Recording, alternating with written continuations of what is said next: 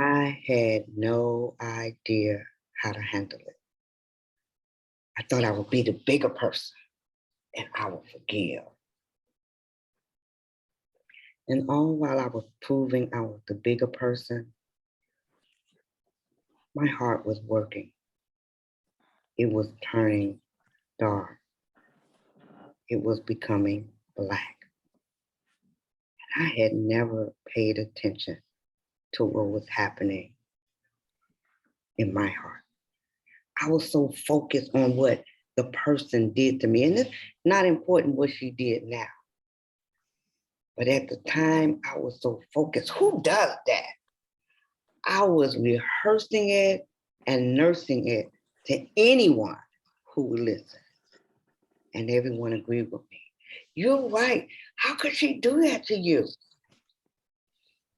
I didn't realize that every time I repeated it, every time I told somebody what happened, I was doing damage to my own heart. You see, forgiveness is not about the other person. Forgiveness is for you. Because forgiveness can turn you into a bitter, hateful, revengeful person. Now, I ask the question, have you ever been hurt by someone that you love? Someone that you would not believe could do this to you? And I saw some nodding of the head. Well, this incident hurt me so deeply. It began to change who I was. And I had not realized the condition of my own heart. I was so great on being the bigger person, the better person, how I can show her that I am bigger than this and I wouldn't do this to anyone else without realizing what I was actually doing to myself. Let's look at some conditions of my heart. I came out with, you know what?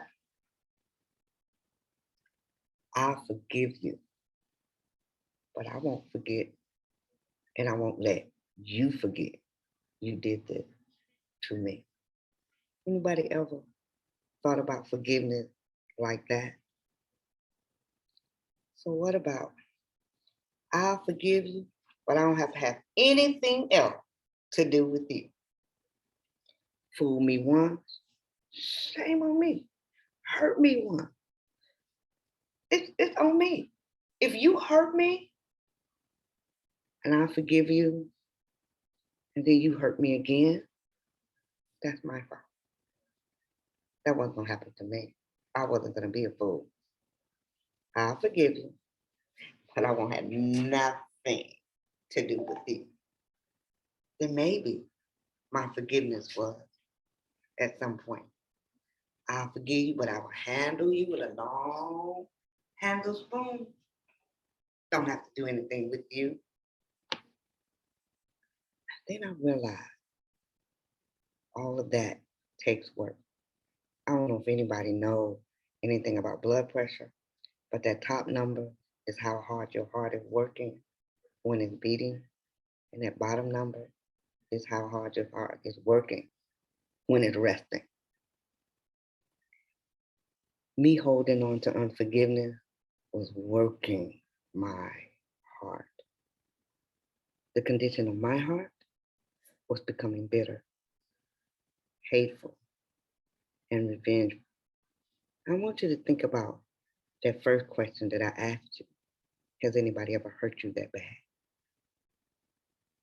When you think about that person, does your jaws get tight? Close your eyes and try to forget it. Tell yourself it doesn't matter. You're working. You're working your heart. I am sure if you take your blood pressure at the time you thought about that person, it will be elevated. We are so busy worrying about what the other person did.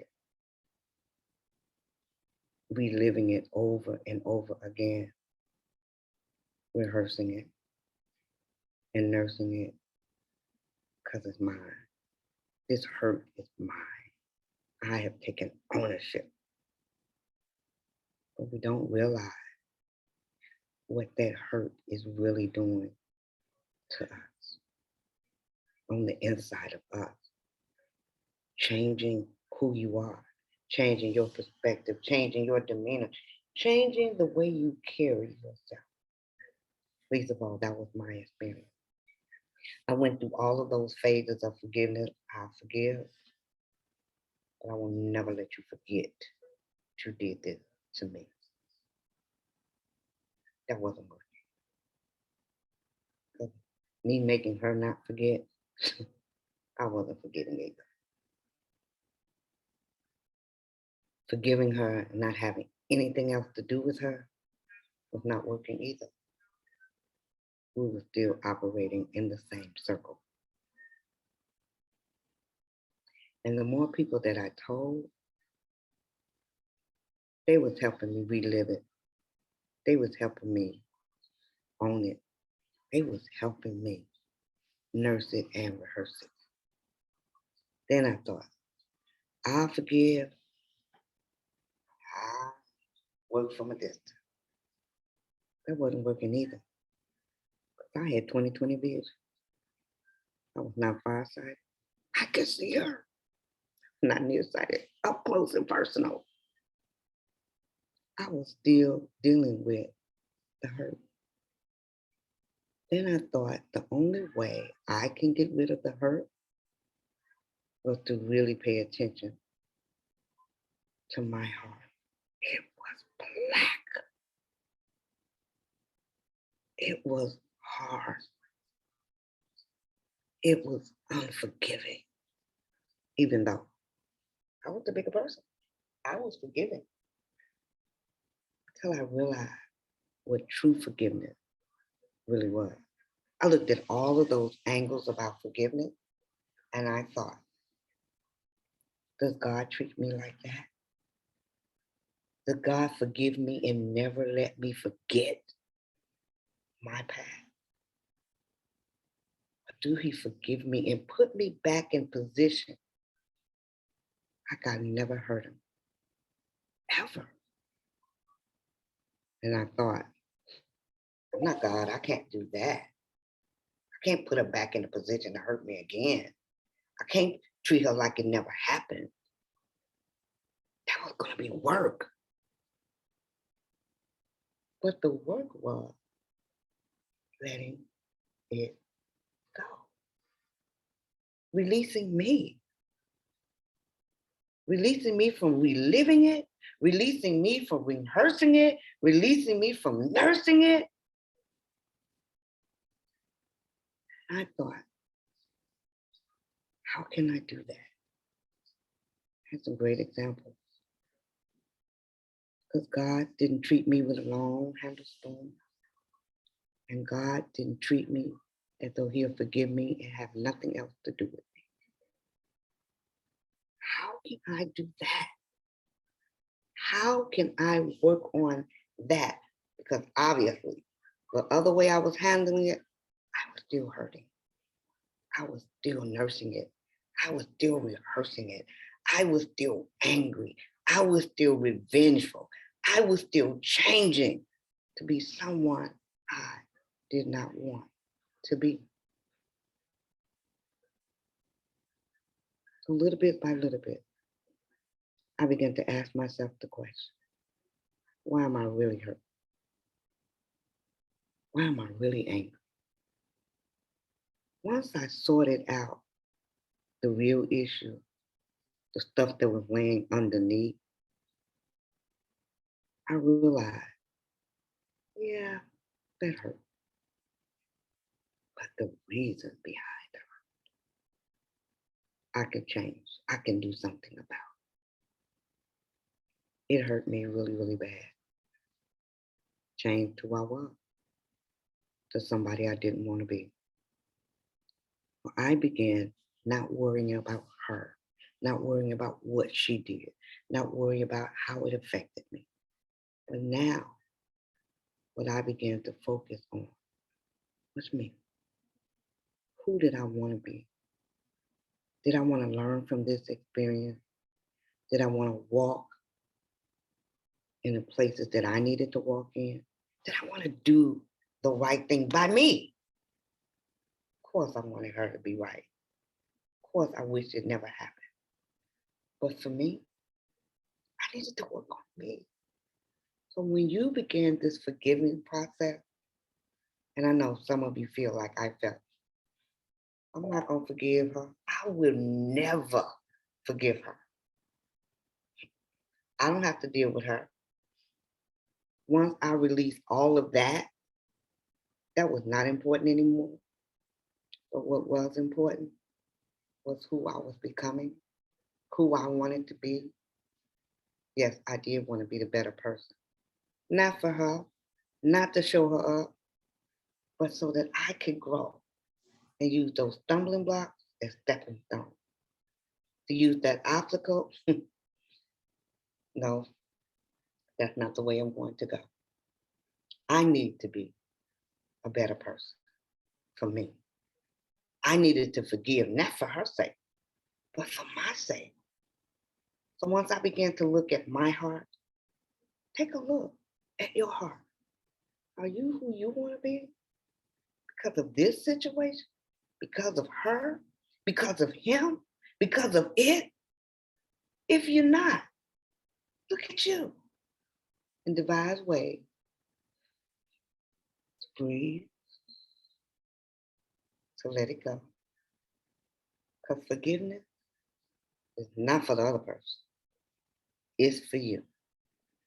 Because it's the condition of your heart. Thank you.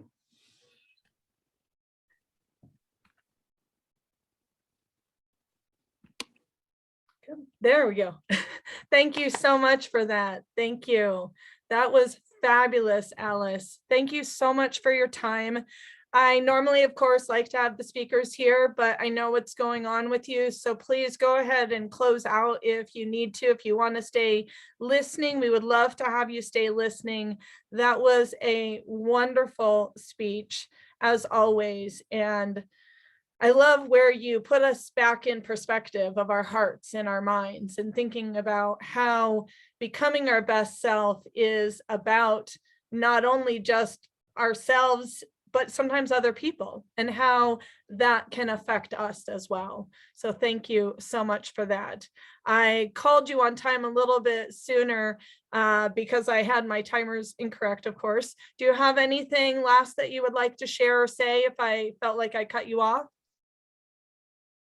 Okay, good. I just want to make sure. We are going to go on now with Jeff Scott Ruiz.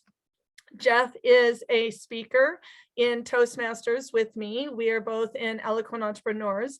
This is not necessarily a Toastmasters event, but of course, being in Toastmasters, when you're looking for speakers, Toastmasters are going to come about. Alyce and many of you here are Toastmasters, but I don't want you to feel that it actually is a Toastmasters event. This event is about becoming our best selves. And what does that mean for each of these speakers? And what does that mean for you? Maybe as you're hearing these speeches, when you're taking things away, I want you to be heart-filled. And I want you to take away from these moments saying, that's how I can become my best self. And I neglected to share that in the opening, and I'd like to share that now. Because it is a Toastmasters event and we do things in a Toastmasters way, just in case we are running low on time, I'm trying to pull up my virtual backgrounds. But if you are nearing your time, I will hold up the yellow card, which tells you in your brain to kind of wrap it up, maybe finish what your thoughts are saying. And if I show the red, then that means, okay, finish your last little thought and let's be able to move on to the next speaker so we all give each other enough time. Thank you so much. everyone can be listening on or off camera. I prefer people to be as present as possible, which is why I do like you to have a video on. But I know that some people are introverts and they don't want to have their camera on. And becoming your best self, maybe to challenge yourself with that in the future. But for now, I want you to feel comfortable while you're here. So please just be here as much as you can. Aika, I see that your hand is raised. Would you like me to help you with the backgrounds? Yes, if you would like to do that, that would be great. I would love to What do are the that. times? 5, Everyone 6, has 7? 20 minutes. 20 minutes. So 18, 19, 20. That would be great. Thank you. Awesome. I'll send you the agenda as well, so we'll keep on track with that. Thank you. I'm going to go ahead and turn our time over to Jeff Scott Ruiz. As I said, is a Toastmaster. He has also helped me with graphic design in my logo for my fashion business, Trisha Trixie Designs. We are currently working on a fashion book as well for paper doll fashion, something that I really want to do, but with my fashion. So if you're going to have a paper doll book, why not have Trisha Trixie Fashions as a part of them? So lots of little fun things. He also is a fabulous speaker through Be Men organization and has just done amazing things in the speaker world. And I'm so happy to know him and to have him here. I'm going to now turn the time over to Jeff, who will be speaking from 9:45 to 10:05. Thank you. Over to you, Jeff. It was a beautiful sunny day, and the date was February 20th, 2012. Almost 10 years ago to this day. I was living in my canyon home in Lyons, Colorado. An interesting thing about that day was that not only was it beautifully sunny, it was extremely windy. Now, if any of you are familiar with canyons or canyon life, you may know that when the wind picks up from the plains, it channels and funnels all the way up through the canyon and it becomes focused. I was used to a lot of wind, but this particular day, it was excessive. 60 miles an hour, 70 miles an hour. We're talking some really, really high winds here. There were many things blowing around on the slopes. And it was just me working at home.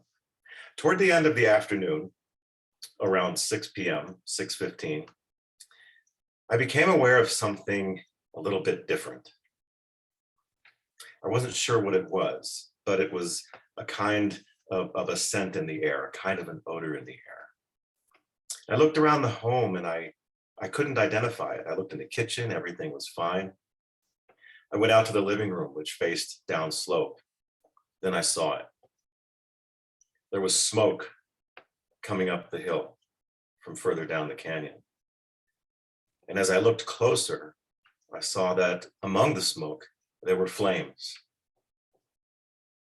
I didn't know what to think at first, because when you see something like that, the first thing the mind wants to do is to deny this could be happening. I can't believe there's a fire coming up the slopes. What was even more scary to me was the fact that the winds were so high was causing these flames to fan even more. And they were spreading out and becoming taller. I instantly knew that this was a dangerous situation. So after calling 911, I thought to myself, what am I going to do? I looked outside and it was spreading and coming right for the house. There was only one way out of my property, and that was one long driveway over to the canyon road. And the fire was about to easily flank that. The first thing I thought of was my cat. I've got to find the cat and get out of here. Maybe find something sentimental that I need to grab on the way out. My computer, perhaps, my photos, perhaps, things that I know I can't replace. And it's amazing because the brain can think of all that in an instant, but it seems like forever. I immediately went searching for the cat. Couldn't find her. I called out to her. I went upstairs to the bedroom. I called out to her again, but in my fervor, I'm sure that I must have scared her and she was hiding.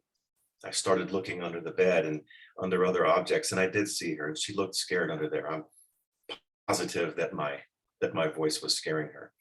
I was frustrated now. There was no way I could get to her, but at the same time, looking out the window again, the flames were even closer and closer.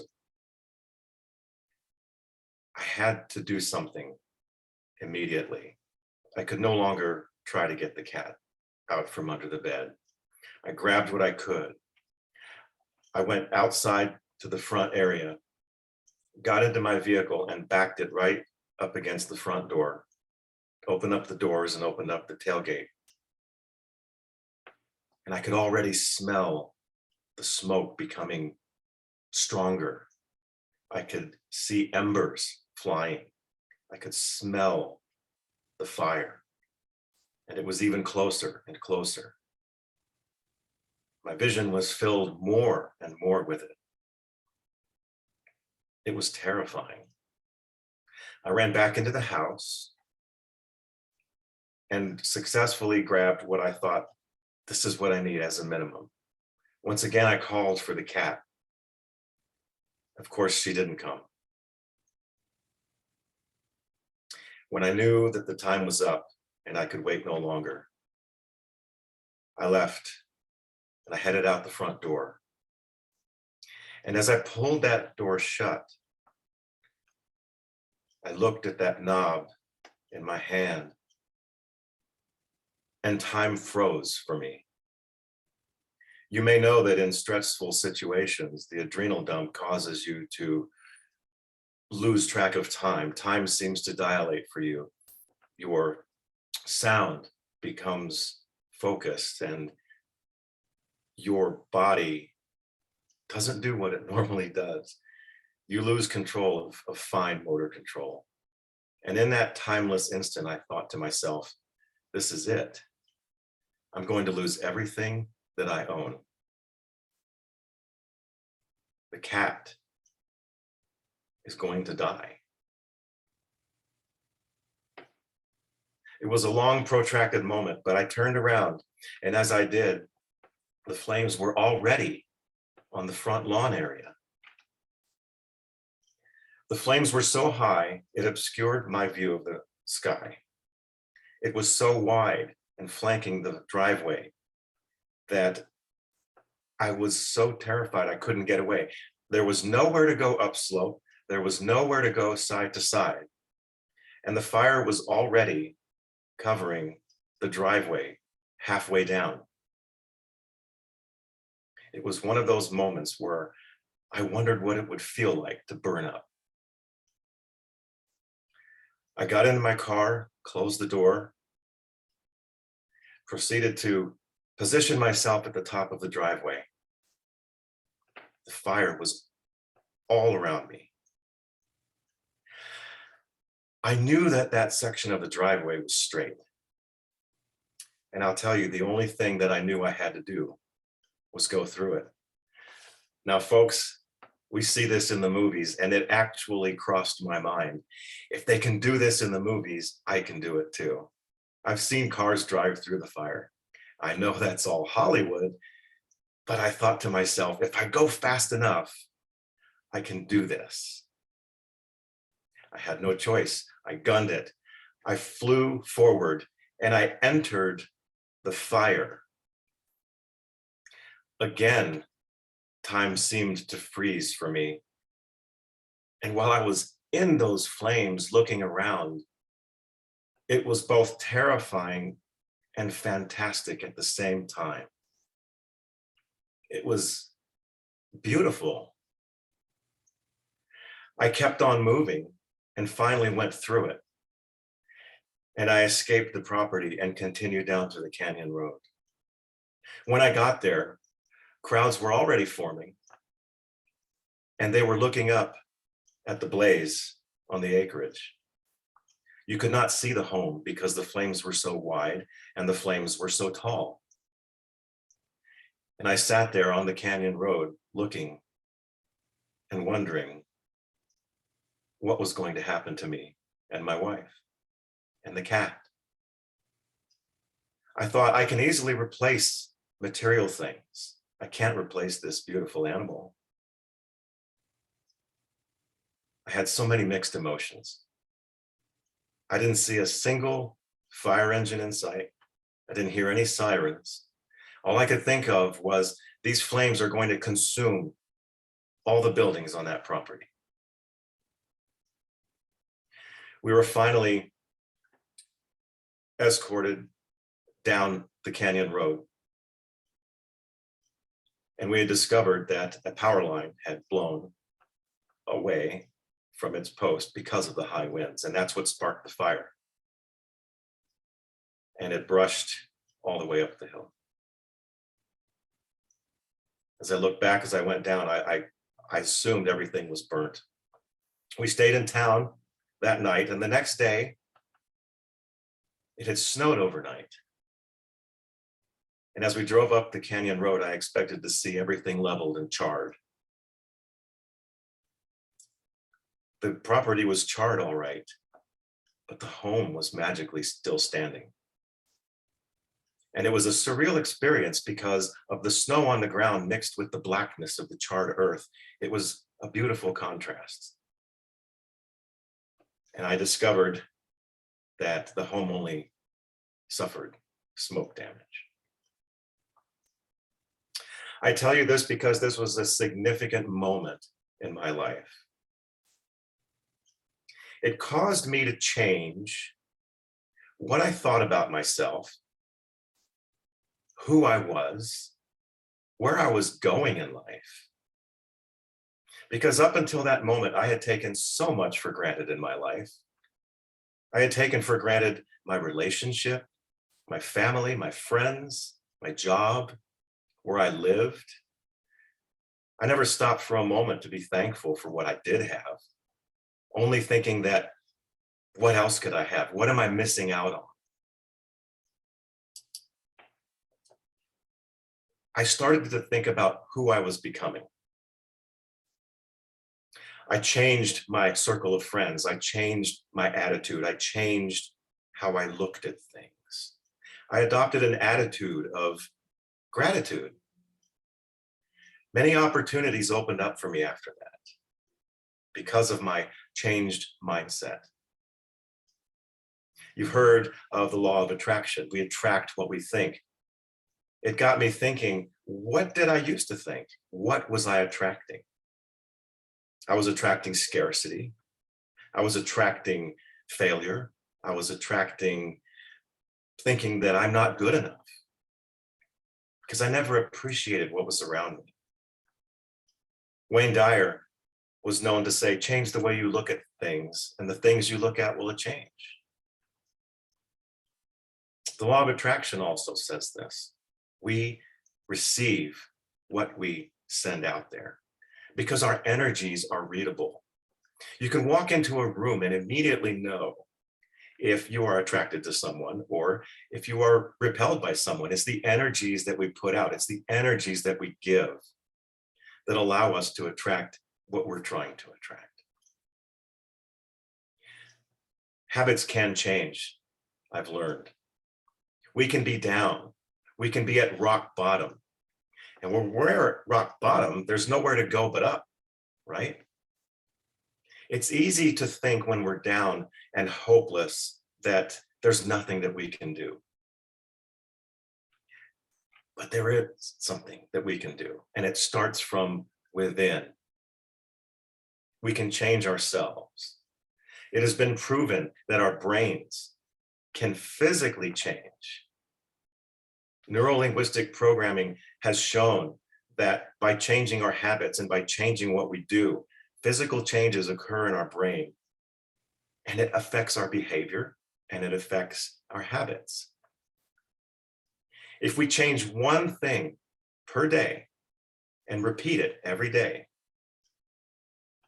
you will develop a new habit. It starts as a thought. It becomes an action. It becomes a practice. It becomes a habit. Then it becomes a way of life. And when that happens, when we put our oxygen mask on first, we can then reach out to those around us and gain strength from them as well. There's a Hawaiian spiritual self-healing technique called Ho'oponopono.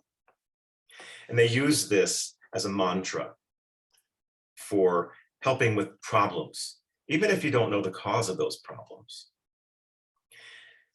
You can free yourself with a mindset from everything that is not authentically you. You can free yourself from anger, from hatred, from depression and frustration and sadness. Those things are not you. They're poisonous emotions and they're stuck in the subconscious. We are all the sum total of our past experiences, and our present life is affected by those memories. Now, the 4 precepts of Ho'oponopono are: first, I'm sorry. Now, this is not sorry in the sense that there's personal guilt or fault with anything. It's more of a remorse and an acknowledgement that there are things that we can empathize with. The second is, please forgive me. You're asking for forgiveness from the remorse. The third is thank you. Being thankful to others, to God, to the universe. And the final one is, I love you. Saying I love you to yourself, to your body, to the air you breathe, and to your home, and to the vehicle that you have. Now, I'd like to take you through this, and I'd like you to gather these things in your mind and maybe adopt this as a daily practice.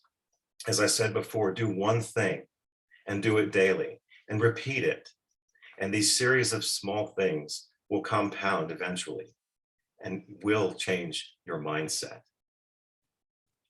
If you're so moved, I'd like to ask you to put your hand over your heart as we recite this. And I'd like to ask you right now, to the people of the world, to strangers, to allies, and to your enemies, repeat after me. I'm sorry. Please forgive me. Thank you. I love you. And now I'd like you to think of your friends, your family, your partners, even your former partners, and repeat after me. I'm sorry. Please forgive me. Thank you. I love you.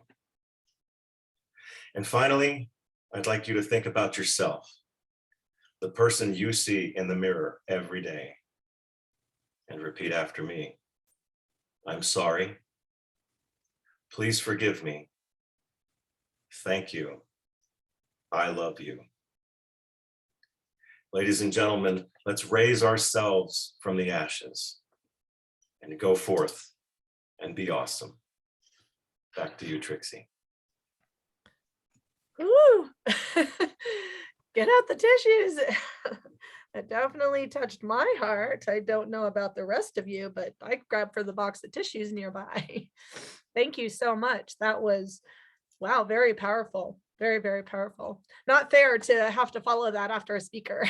It was great as always, Jeff. Thank you so much for speaking, for sharing that with us. I've known you for some time and I've never heard that story from you. So I thought that was really amazing because we think we know our friends really well. Oh, I know them. I know their stories. And then they share these things with you and you're like, whoa, blind blown. I didn't know that. And it really shows in who you are. So thank you so much for that. I appreciate that. All right, now we are doing very well on time. We are actually doing great. We will be starting, Stephani will be from 10:05 to 10:25. And Stephani came through Swara, actually, as someone who, yes, through Swara, as someone who wanted to share her money information with us. And I'm telling you, as a leader in hosting this event, when I asked for the speaker showcase and I got this information, I looked really hard at what Stephani had to offer, because I wanted to make sure, does this resonate with becoming your best self? I hope that you are open in your minds, and when you hear Stephani talk about being your money hero, which is her topic title, that you think about how what she's telling you can help you to become your best self. Because remember, that is the theme of today over and over again, becoming our best selves. She's a financial advisor. She's been doing classes and workshops. She's spoken before. I am so honored and just moved to have Stephani speak to us for the first time, hopefully not the last, and share with us how you too can be a money hero. Stephani, over to you. Thank you so much. I'm Stephani. I'm so glad to be here. And like Trix had said, I am a financial educator and advisor, and I'm here to talk to you about how you can be your money hero.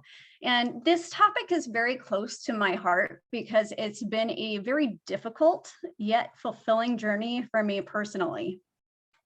My abundant journey began in 2016. I was in an unhealthy relationship that severely lacked boundaries, and we had 2 toddlers, and my ex was unable to hold a steady job, and he also liked to spend money. We had filed for bankruptcy in 2015, but that was not rock bottom. In 2016, I could not keep up with the bills by myself, and because of my lack of boundaries, I lost nearly everything. When I had realized that I could no longer survive, I was forced to put some boundaries into place, and my spouse decided to leave. I couldn't keep the apartment that we lived in, and I didn't even have a car. So I was left with my job and my 2 kids. And this is where my journey began. Money affects virtually every area of our lives. It affects what job we have, what car we drive, where we live. But more importantly than that, it affects our relationships, and it can even affect our health. So I would like you to take a moment and just think about what an abundant life looks like for you. Through this process of self-discovery, we have to get very clear on what we want out of our financial lives. I want you to be very specific and feel what it's like to have that type of life right here in this very moment. I want you to imagine what peaceful finances looks like for you. Perhaps you have the peace of mind knowing that your bills are going to be paid, or that you don't have to worry about how you're going to care for your aging parents and how it affects you financially.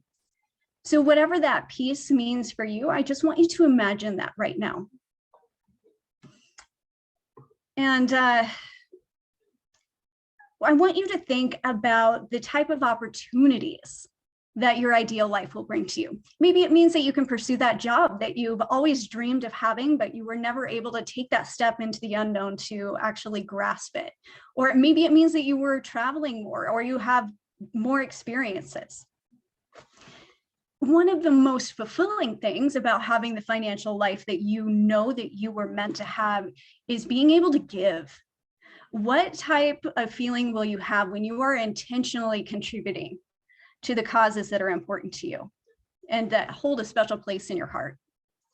Feel that gratitude as you feel safe and secure in your finances. Money is just another form of energy. So no matter where you're starting from, you can have a peaceful and abundant life. Trust me, if I can change my financial life around, anyone can.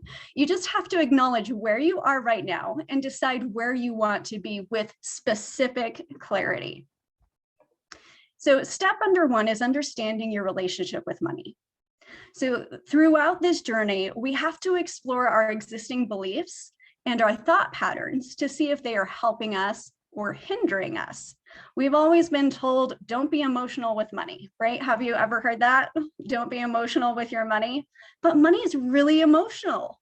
So instead, I would ask you to get to know yourself and how you relate to money, and the way that your money story manifests for you. So there's lots of different ways that we can relate to money. And these have also been called money scripts. So the first one might be money avoidance. And you can have one or a combination of these, and sometimes these change with time.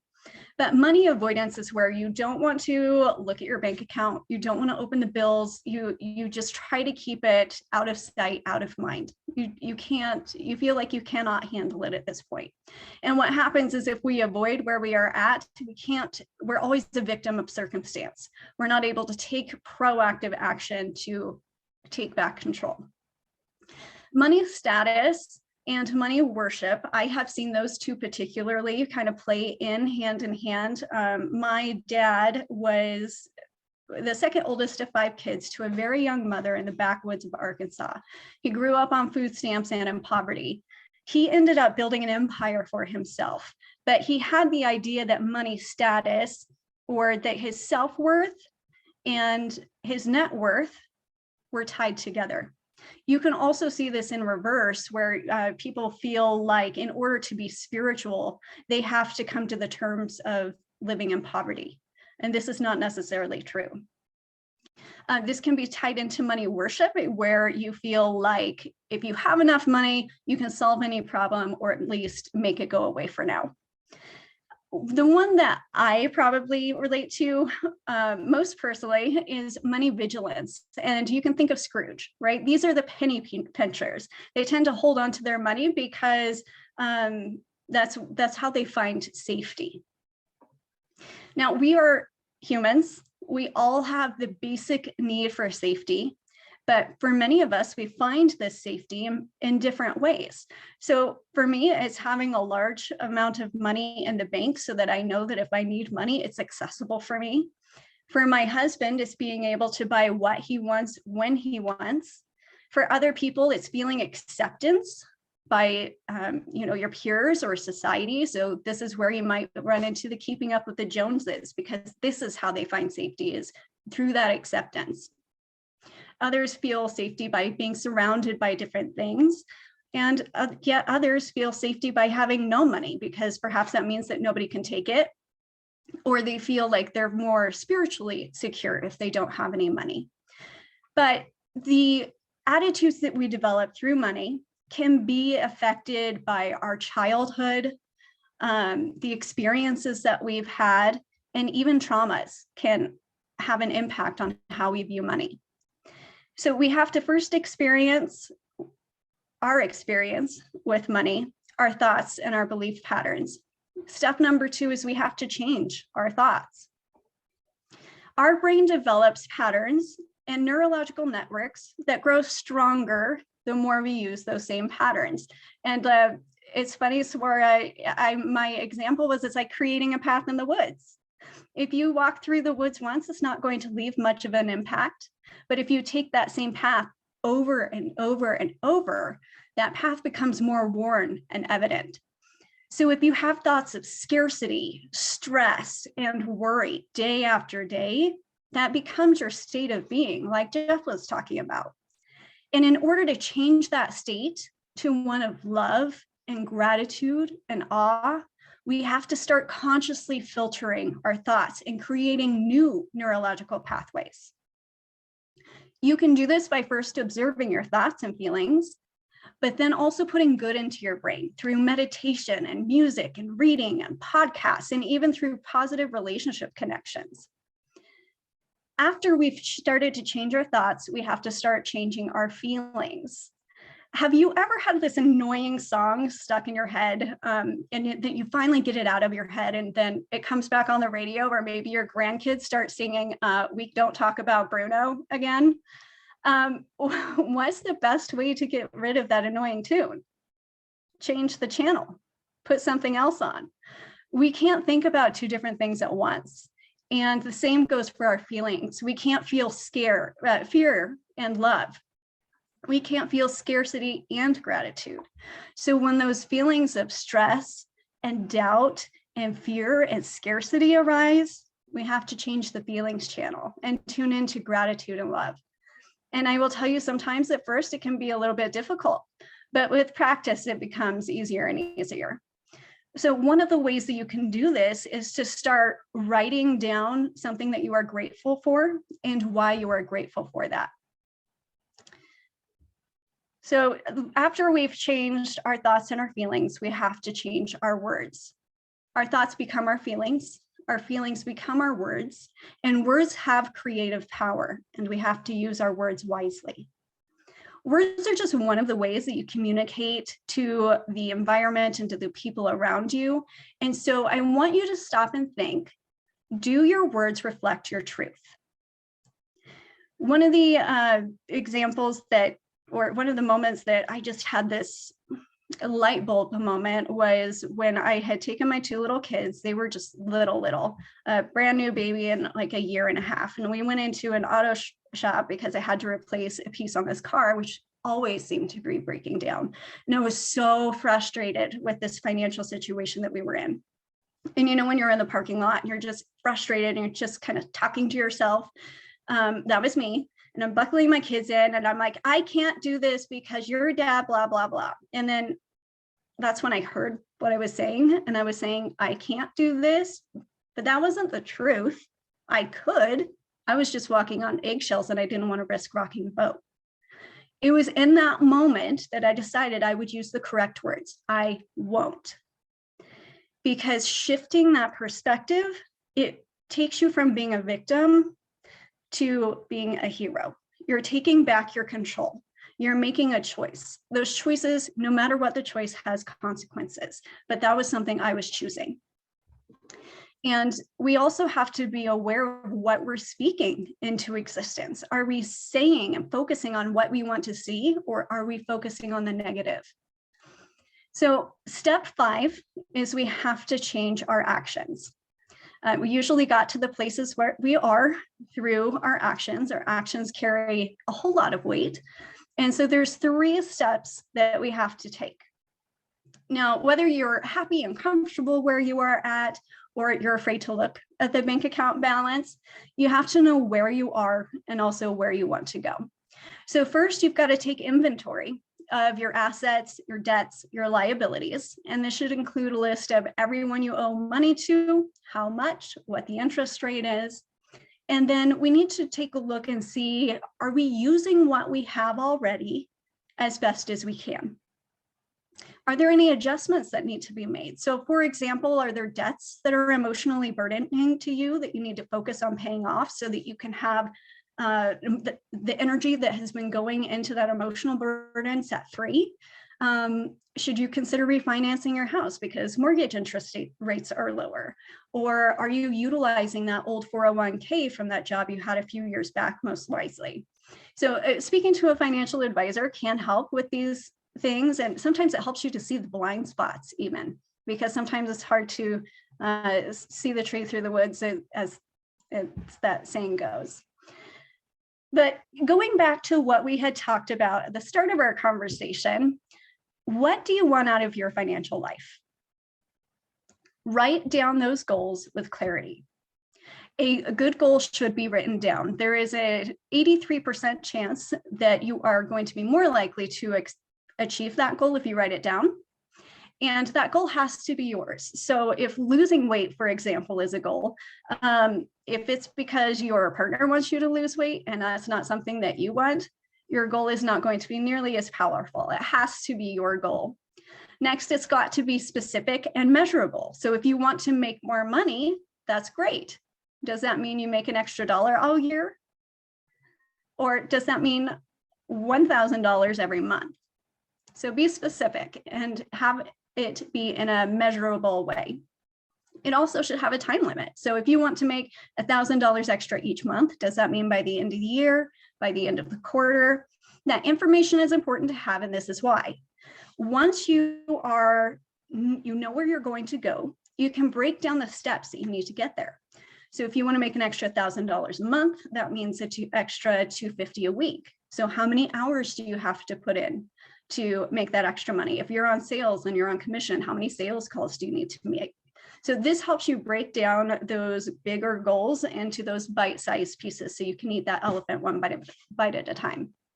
And then next, place your goals where you will see them every day to keep them front of mind. When we are looking at our money and using what we have as best we can, it's important to have what some people call a budget.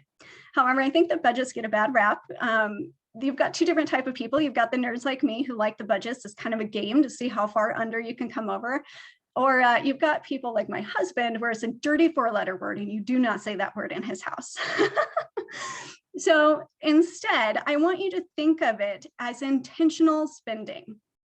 All you're going to do is you are going to tell each dollar where it's going to go so that you can make sure that the important things to you are being met. So first, just choose the method that's going to work best for you. It could be a spreadsheet, it could be good old pen and paper, or it could be an app. My favorite is Mint. M-I-N-T is a free app. It downloads your transactions from your bank and you can teach it how to categorize things. But that's a really easy way to keep track of where your money is going.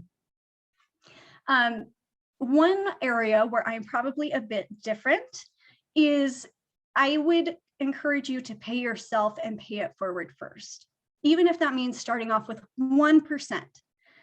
If you can take care of, money is just another form of energy. And in order for energy not to get stuck, it has to flow.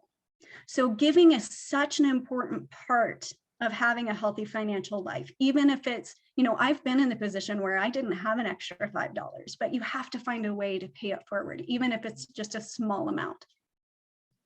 And then paying yourself first, even when you're starting off with perhaps 1%, you get in the habit of making your long-term goals a priority. So once we have done that, we want to make sure that when we are accounting for our spending plan, that every dollar has a purpose and that every dollar has a place where it's going to go. Now, because our finances are so very tied into our overall personal growth, it is vital to continue to learn and grow through this practice.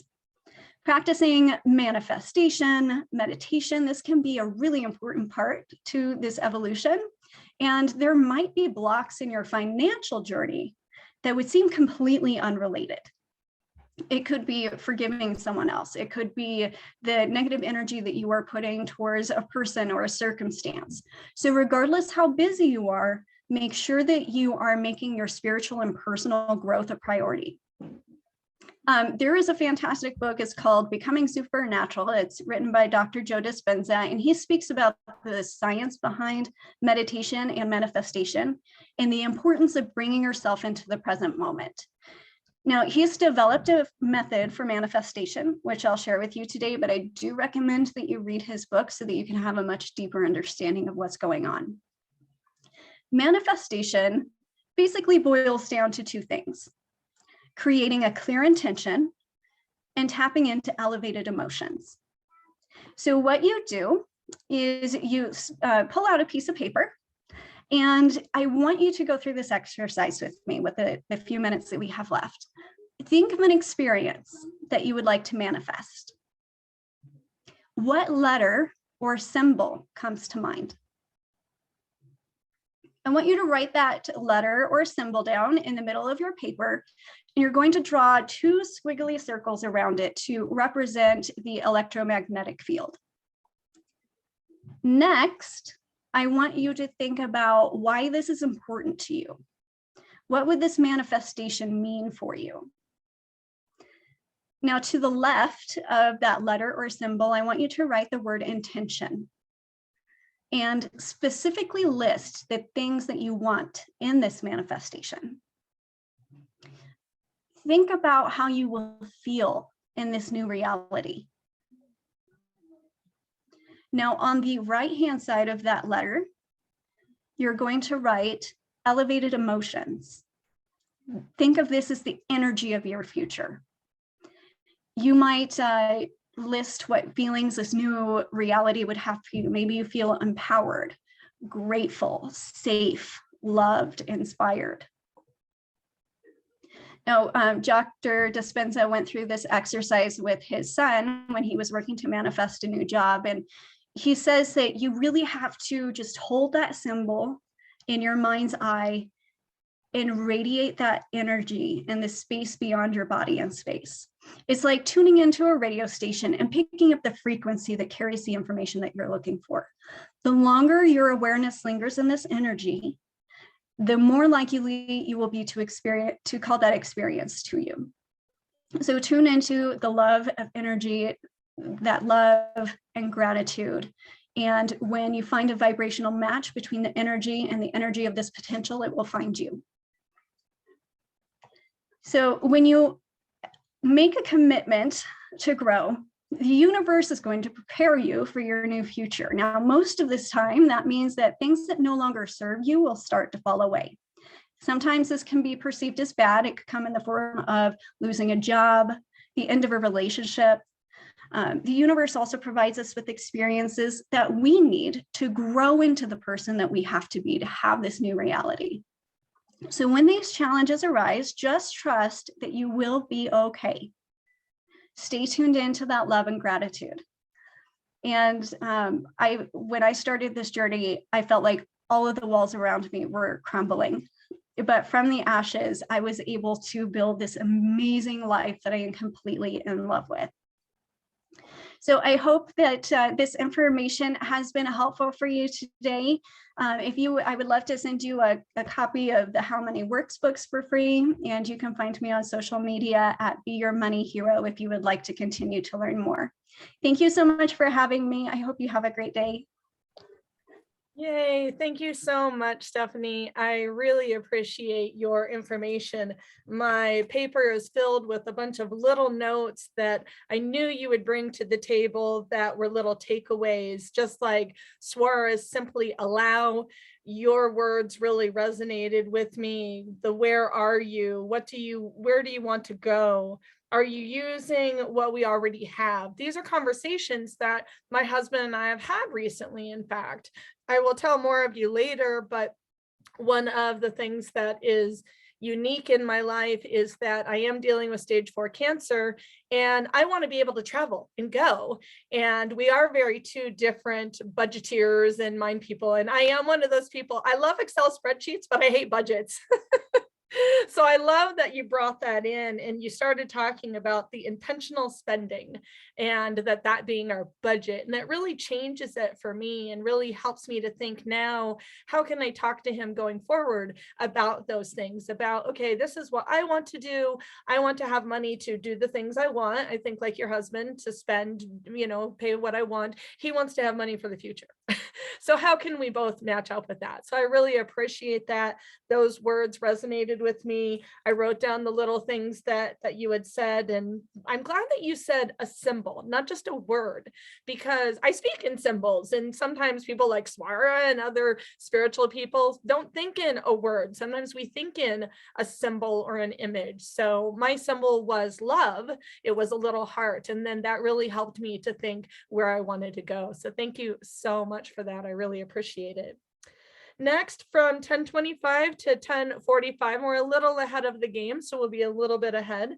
We're going to hear from Amanda Pifferitti, who is also my gal known as Lola. That's what I call her, though she'll laugh at me saying that. But Amanda, I have to call her the right name today. Just like everyone calls me Trixie, I go by Trisha Trixie. Tongue twisters today. We have known each other since a money banking world. We got together and were friends through Washington Mutual, actually, and became friends. And she was working on her being a financier, I think it's called. And it was really amazing getting to know her. And through the years, we've continued that friendship and learned a lot more about each other. She is a self-taught artist. She also teaches at Montessori. She has done things from yoga to art to spiritual art to just so many amazing things. And she also believes in a meditation practice. I could have asked her to open us up just as much as I could have asked Swara. It was actually a hard toss-up.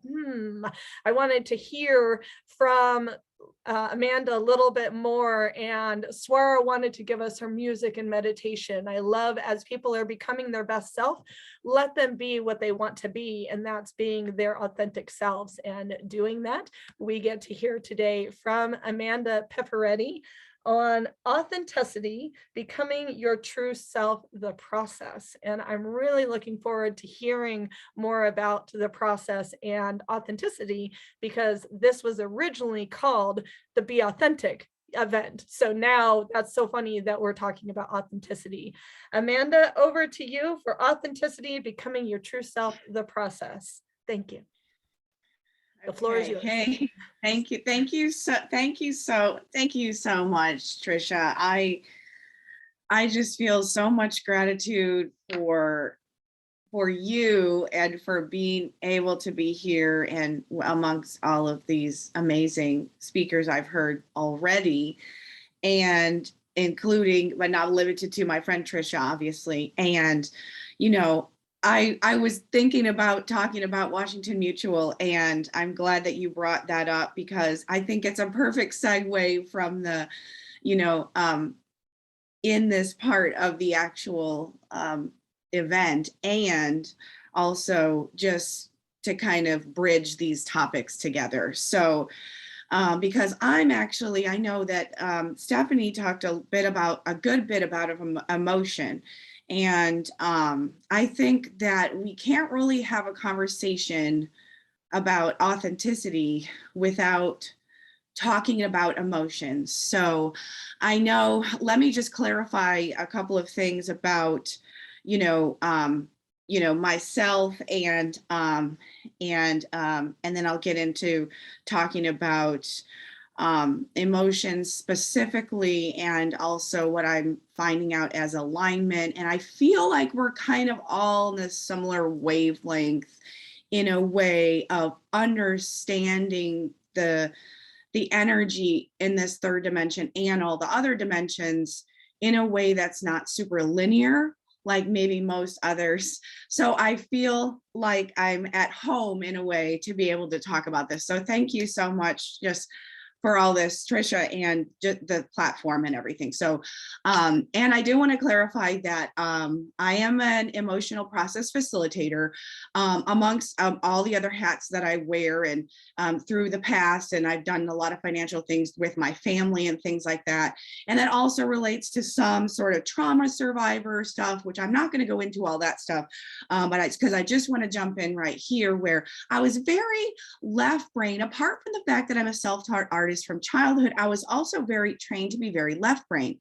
And so for the majority of my life, I was sort of raised by an engineering family, and they were all kind of, to generalize, emotionally unavailable, let's say. And so I basically developed myself as being pretty much, I'm a nice person, I'm warm, but it's like kind of emotionally unavailable, until about 5 or 10 years ago, where I really, and the thing is, I do want to say, I've always sort of paid attention to my emotions, but I didn't always let people know what my emotions were. So I always held them near and dear to my heart, but not always were able to be open and vulnerable with them, until I realized the importance of that about a decade ago, when I had my daughter and all this other kind of stuff. So, so emotions, so it doesn't mean, yes, I'm an expert on emotions in a way, from a psychology and a sort of mental linear way, but I know many of you can relate to the things that I'm about to talk about, because I know that y'all are not much more. I'm not trying to make it a competition or not, but just, I think we're all very in touch with our emotions. And just because I'm talking about this doesn't mean I'm so much more in touch than anyone else, okay? Although there is something that I will qualify at the end, which sort of, I'll talk about developmental trauma, where that kind of locks down the emotional body. So I'm kind of talking about different things, but psychological concepts, and specifically emotions, and how it's then all related to the inner child, the higher self, the physical body, and how it threads through. So I probably won't get to all of that, obviously, but so we're going to dial it down and drill it down with emotions and things like that. And it's so interesting that Stephani was talking about money before, because I have a very interesting relationship with money, which I'm not going to go super deep into right now, but I really appreciate and I could resonate with the things that were being talked about, because money is an energy and it's such an interesting energy. And there's so much that can be tied into our emotions, especially from a developmental trauma standpoint, a love standpoint, a fear standpoint, a vulnerable emotion standpoint, and all of that kind of thing. So, and I also need to clarify, you guys, and thank you so much for your time and for listening and all this kind of stuff. The process that I'm describing is a process that I have helped to develop. In a sense, it's my process, and who I'm working with is a spiritual teacher called Teal Swan, and she is also a trauma survivor. She developed this 18-step process, which sometimes is referred to as shadow work, or even parts work. And she's really interested in getting into the psychology field, which she's already done in the last 5 or 10 years, doing clinical trials and things like that, and sort of shifting the conversations and shifting some of the belief systems surrounding mental illness, surrounding personality disorders, and things like that. So, and just kind of the conversations and the roles, and how emotions sort of play into this whole situation. So, and I love how this is all connected to the Heart Center. I think I'll just take a few moments and talk specifically about, since I've already talked about Teal Swan, there was a spiritual event that I went to in 2014. It was her event. It was in Atlanta, and I met so many people who I'm still friends with to this very day. One gentleman I met was a Reiki healer, and he taught me some kind of heart center meditation, which I had been doing Kundalini yoga. I had been doing deep meditation practices and, just study of Eastern philosophy and things like that for a very long time. So coming to this conference, if you will, this workshop that was in 2014 in Atlanta with all these amazing people, basically I came away with this meditation of hand to heart center, which helped me to sort of normalize, if you will, kind of reset my compass a little bit for my emotional body. So it wasn't like, oh, I had never felt my emotions before I did that practice. It was that it took me about 30 days and I decided, I think I was already starting to think about developmental trauma and things like that, which is I started to put my hand like a skin-to-skin contact with my heart, which I would recommend you would do that if you want to do that process. And it's sort of related to like an ASMR and EFT, the tapping. It sort of helps to get us into our nervous system. And if you think about it, get us into our inner child that might be an infant or a baby. Think about babies need skin-to-skin contact. And I found that was very helpful to getting into and getting past certain blocks that we have even within ourselves. So and let me just take a little step back here to talk about the completion process, is what Teal calls it. It's a sort of like a shadow work process where we are delving into the aspects of ourself which are suppressed, denied, and disowned that we normally do not show to the world. It doesn't mean that those aspects are bad or wrong or negative. It simply means that based off the feedback our caregivers were giving us in early childhood, we kept getting the continual message that this part of ourselves is not something that we show to the world. So that aspect in this theory is still, and this also follows along the Jungian, the Carl Jung, the whole Freud Jungian thing that happened in the early 1920s and what have you, the conversations that they had in psychology and that they brought out, not just the sort of really popular ones that we know about, but also the more of the deep work that they did, especially Carl Jung, Jung, who, really talked a lot about dream work and the inner child and things like that. So I have personal experience of going through these different types of healings, and over the years, in some ways, like other healers, wounded healers and what have you, I've sort of, like I said, created my own kind of a process that I've developed through my own yoga, my own meditation process and things like that.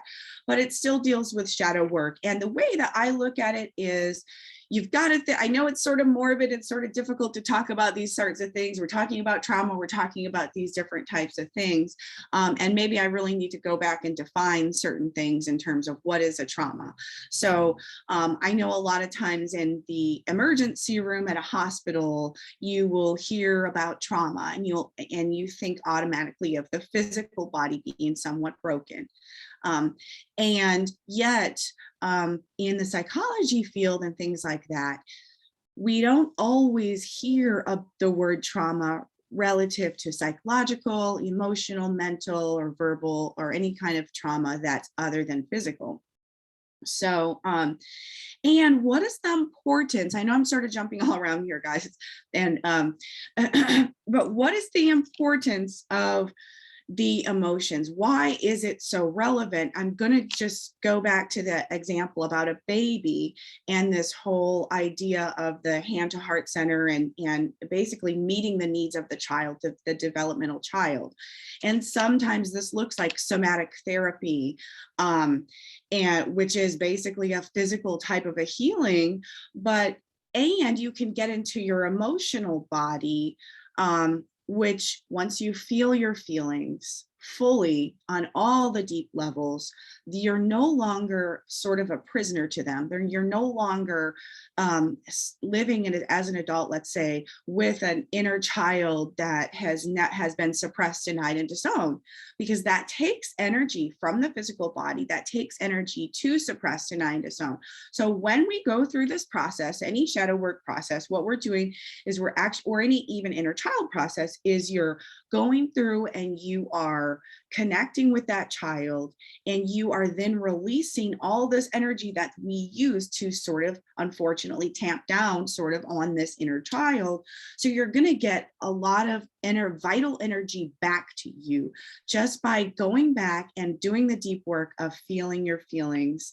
And, it sounds maybe a little cheesy or whatever, but you've got to kind of feel it to heal it. That's the way I sort of remember it sometimes, because there's always going to be resistance coming up. And it's super important. Another thing that this spiritual teacher who created this process, Teal, talks about is, not just that you've got to feel it to heal it, it's dealing with that resistance over the top of it.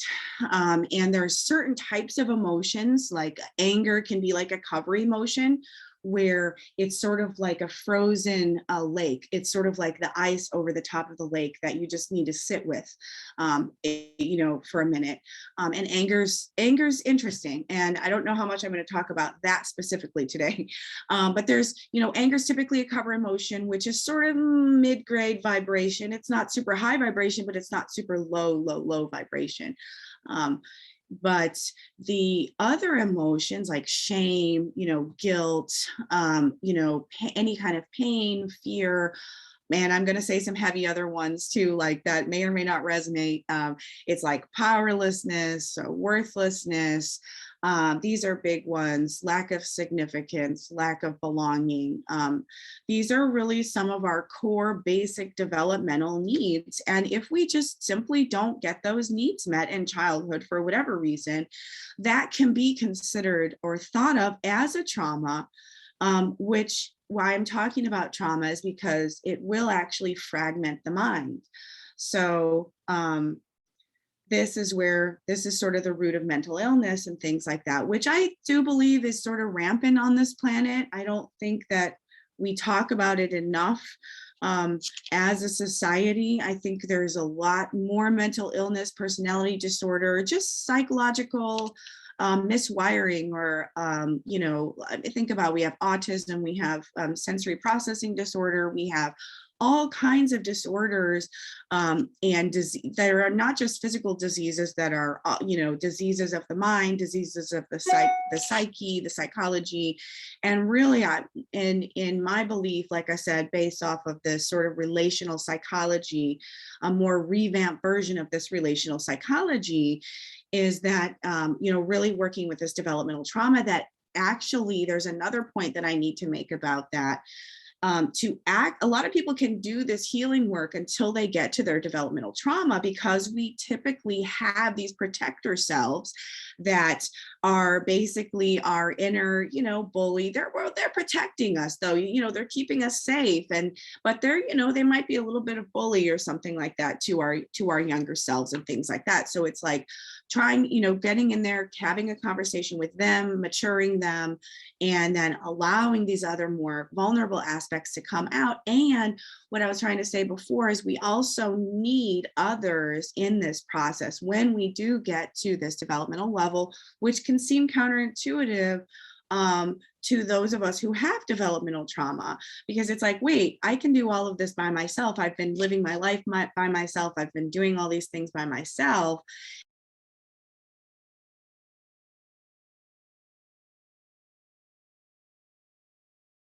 Need one another in order to even dive into these deep feelings, to feel safe enough to do so.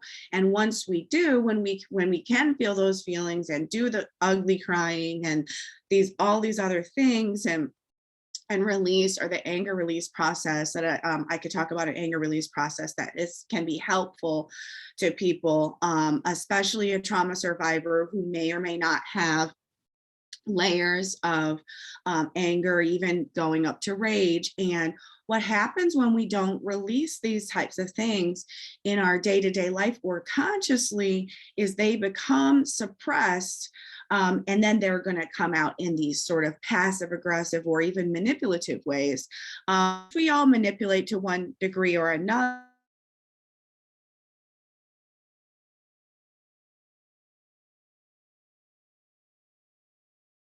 And how we do relationships, because I'm guessing going from the whole emotion, authenticity, and all this other stuff, it's, you know, really goes back to human relationship.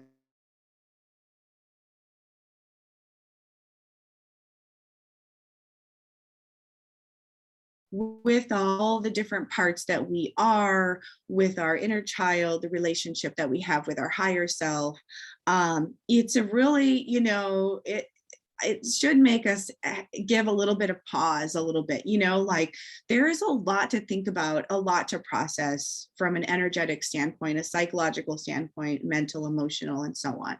So, yeah. So thank you guys for you know, just listening and being present and connecting with me, allowing me to connect in a heart center way, because that's how I feel most safe and most comfortable and best way to move energy, not just through my own being, but I think collectively we're shifting and we're moving things for the collective and all of that. So so much gratitude over here. I know I probably am not as long on the time because I don't see the timer thing coming up, but I'm ready to be done. If you had questions, I'm happy to answer any questions or anything, or you can just feel free to move along to the new speaker. Thank you so much, Amanda. I really appreciate you. Thank you for the information. Sometimes you would cut out a little bit in your speech, so I was sharing in the chat a couple of things that you were saying. The process that you originally had gone through was through Teal Swan, the completion process, and through that is how you developed your, what did you call it? Your emotional what process? Well, I just said that I was an emotional process facilitator. There you go. That's right. That's the word that I haven't used a lot for you. So yes, and you help people go through a similar process, but your own version of that. Is that correct? Yes. Okay. Yes. That's why I just wanted to make sure it's pretty much the same. understood. Yes, ma'am. And it's the same process, but just because I'm a different person, it's gonna come through me in a different way. I'm gonna attract certain clientele who resonate with me, whereas somebody else may resonate with another personality style. And then, just the fact that there's some kind of gifts that I have that I came in with, psychic gifts or things like that, that I'll use, like intuitive gifts that we all have in our own ways, but it's like a signature that's different for each person. I So, appreciate that. Thank you so much. you're Just welcome. in the past couple of years, one thing that really resonated me about Amanda doing this is that I've talked to Swara and many other people about the shadow work process that I did with a different person, and how then I developed my own way of going through that. And some people in the past in the psychological world, like she was mentioning Carl Jung, they talk about the ego, getting rid of the ego process. That's also another terminology of it. There's different ways of handling it, but for me, it was not so much just about the ego process, but as well as connecting that with what things like Amanda is talking about, doing shadow work and really delving down into my past. I've done what's called transgression therapy, and they dig in a little deeper in a different way than dealing with a shadow worker or someone who deals with the process. So if you're looking at doing shadow work, if you have those past hurts and haunts, I say Amanda is someone that you could definitely look to. She's connected on my Facebook profile. I will also be sending out all the information of the speakers, how you can reach them and get in touch with them if you'd like the book that Stephani has, if you want to connect with Amanda, if you'd like to connect with Swara. So for those of you who are on this Zoom, I will be also giving that information. The speakers do have your information as attendees, so that way they can reach out to you as well. But what I love about these speakers is that these speakers aren't going to blast you with a lot of information. They're going to wait to hear from you. They're going to maybe touch base, but they are heart-centered, which I feel everyone here is. That's why we're here. So I think that's a great opportunity. Thank you, Amanda. As well, I always write down notes through all of this, and I love everything that you said about the process and the shadow work, and I just really wanted to bring back to that. I really appreciate you. Thank you so much for talking to us. You have so much information. We could talk to you about so many different things. So I'd love for you to be back another time with myself, or if anyone else is looking for other speakers, definitely look at what I posted online and reach out to Amanda or these other speakers. Thank you. We're going to go on with our next set. I, for some reason, have not heard from Dr. Suryadeep Majumder, which I was really looking forward to hearing from him, but you never know, things happen, and I have tried through emails, but unfortunately, until I hear from him, we're going to just jump down the line. Rupinder is here, and he has invited some guests as well. Thank you for coming in, and apologies, Rupinder. A lot of times I close the Eventbrite because in the Zoom world, we have horrible Zoom bombing the day of the event. People decide to hop in last minute, and then if they're not registered, I don't know who they are. So sorry for those who didn't get to join into the Zoom, but you will be able to watch this later on, so you'll be able to hear your friend Rupinder. Rupinder is also a Toastmaster in our world. He has gone up in the Toastmaster world. You have something called the world class, now my brain just went off, world-class speaking for Toastmasters. And as you go along through various contests in the club or divisions, etc., you can become known as a world-class speaker. And he has actually gotten up into that world. And he talks to us today about the 5 C's of excellence. And when we're trying to become our best self, don't we want to hear how we can become excellent? I know I do. I want to hear. And to break it down in those 3s, those 4s, those 5s, our brains listen. Jeff talked about the neuro-linguistic programming. And when we hear the 5 whatever, the 3 whatever, our NLP brains, our programming actually does say, what was that? What did you say? We tend to want to listen. So that's something that I started to say Amanda also talks about is programming in a different sense. So it's just kind of unique that we always keep talking about things that are each of you little speakers, you not little speakers, each of you speakers, little tidbits from you speakers that I can bring into this conversation. I'm excited to hear Rupinder. We have 20 minutes again for him. He was originally scheduled 11:05 to 11:25, but we're going to hear from him now for the next 20 minutes. And then after Rupinder, then if we have not heard from Dr. Suryadeep, then I will go ahead and close with my speech. And then I will open up the floor to questions and comments for all of the speakers. And then we're going to go into closing music and meditation. So for now, I'm going to turn the table over. I would handshake if we were live to Mr. Rupinder Singh. I'm probably going to say that wrong. Hopefully I said that correctly. The 5 C's of excellence. Over to you, Rupinder.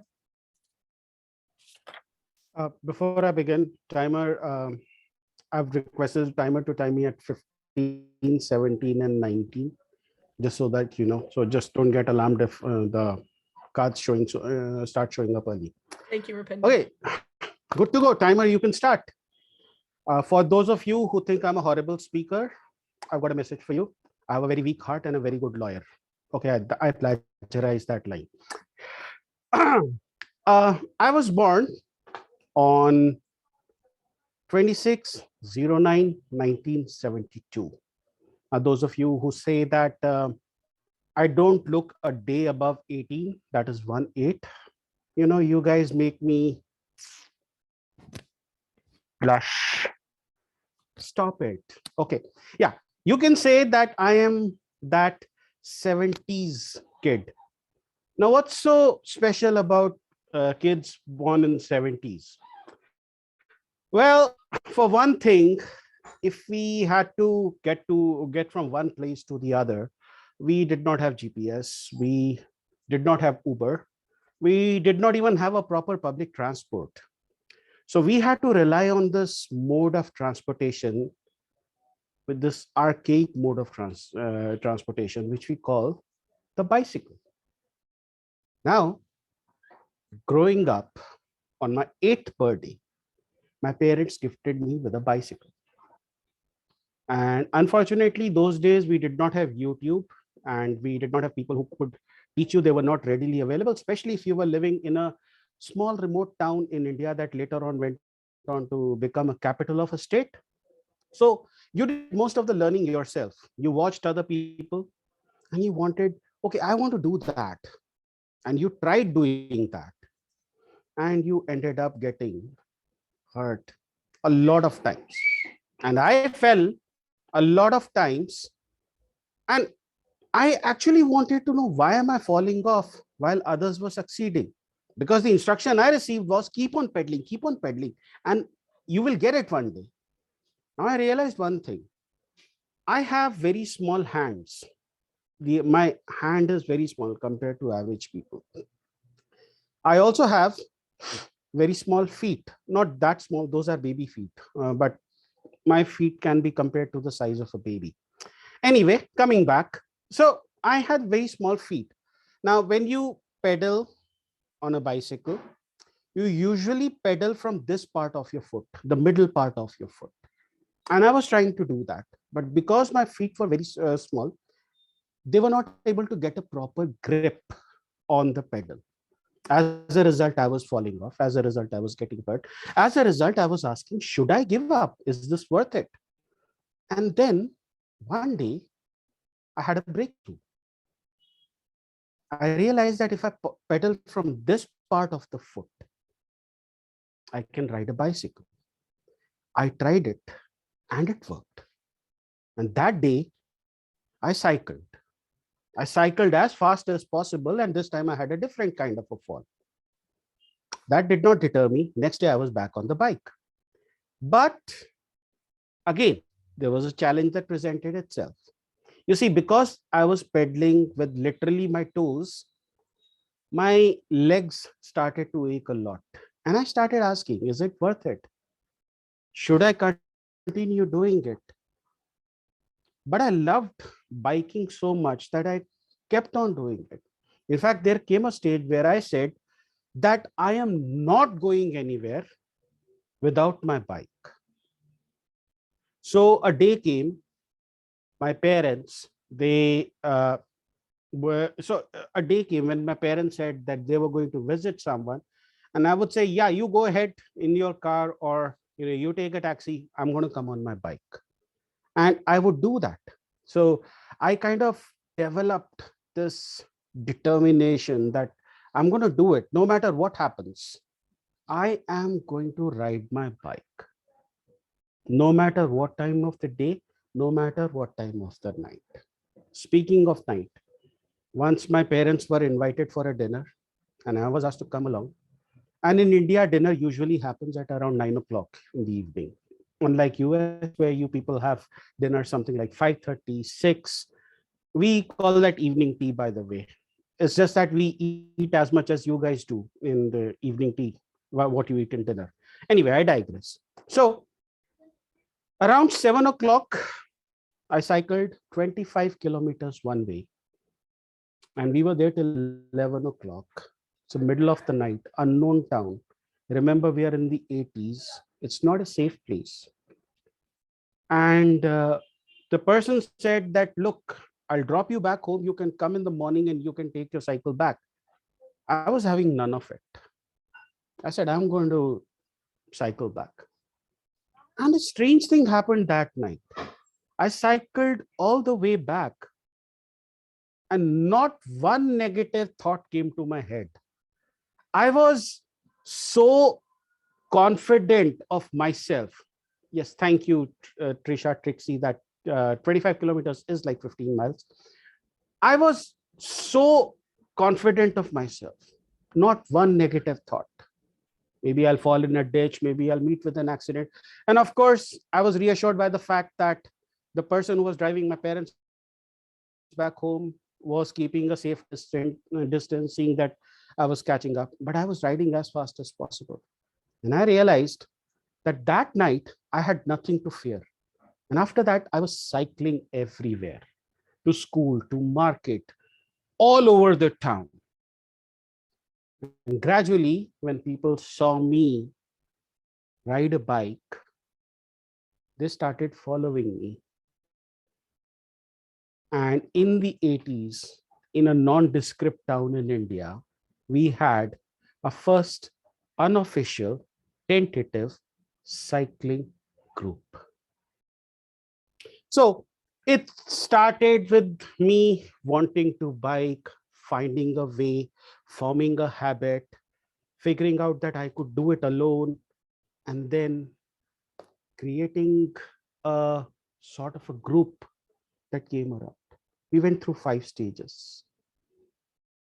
And I'm talking about the 5 C's of excellence. You see, when I was getting hurt, I was trying to find the best way. And that was the first stage, the first C in the 5 C's of excellence. I call that the cognizance stage, where I recognize that I want to learn how to ride a bicycle. It's the first time with anything, any skill you want to learn. Then I found a way forward, that if I pedal using my toes and the front part of my foot, I will not fall off. And that was my second C, that is confidence. Then I come to my third one, where I decided that no matter what happens, I am going to bicycle. Come rain, come sunshine, heaven or hell or high water, I'm going to cycle. No matter what. Even if my leg is broken, I'm going to cycle. And that, my friends, is the third stage, which we call commitment. After that, the bike and I became one. You could not identify me without my bike. In fact, if I showed up at a place without my bike, when my bike went in for repairs, I would get asked, where is your bike? Where is your horse? Or where is your Mirage? Those days, Mirage were the in thing. India was just importing Mirage aircraft into Indian Air Force. So those days, so where is your Mirage? Or where is your fighter jet? And well, we were one. That was the character phase, the character stage, where you become one with your skill. And last but not the least was when I formed this cycling club. Unofficial, we never called ourselves a club. We're more of a collection of people who decided that one day we will go to this place and the second day we'll go to this place and we'll follow these rules and we'll get this food and we'll ask for this much money from our parents. There was a shared vision. This is the stage that I call the culture stage. These are the 5 C's of excellence: cognizance, confidence, commitment, character, and culture. Now, I'm talking about biking, but you can take any skill. You can take swimming, or for that matter, since I'm a Toastmaster at heart, public speaking, or for that matter, music. I can sing. There was an incident when I was going to sing and my friend said that you really should go and sing in Mumbai. And I said, am I that good? No, you're that bad. I don't want to hear your voice here. Okay, I digress. But singing or fitness for that matter, or for that matter, cooking. By the way, I cook very well. If we ever get in touch, let me know. I'll cook for you. Or the simple matter of changing your background pictures with amazing regularity on Zoom. Each of these skills, you will start at one of these 5 stages. And really, the questions that, and this is how you can measure where you are. For example, if you are at the cognizance stage, you're like, I want to do it. I want to learn swimming. I want to learn cooking. I want to learn this. I want to wake up early. Okay. Next stage, I can do it. This is confidence, because you find a way forward. You find one way that works for you, and suddenly you love it. Okay. Third stage, I am doing it. This is commitment. By the way, a lot of training sessions that take place, they will take you maximum to the confidence stage. They'll maximum to the commitment stage. Okay, they will take you to the commitment stage. Now, then comes the next one, which is character. I am living it. Okay, it's a part of me. I can't imagine that there was a day when I could not play the guitar. I can't imagine there was a day that I stood in front of a class and I cried because I was asked to speak. That actually happened with me. I did cry. That was in class 3. I was 8 years old. A lot of things happened when I was 8 years old. Okay, so I am living it. And then comes the final stage, which we call, I am teaching it.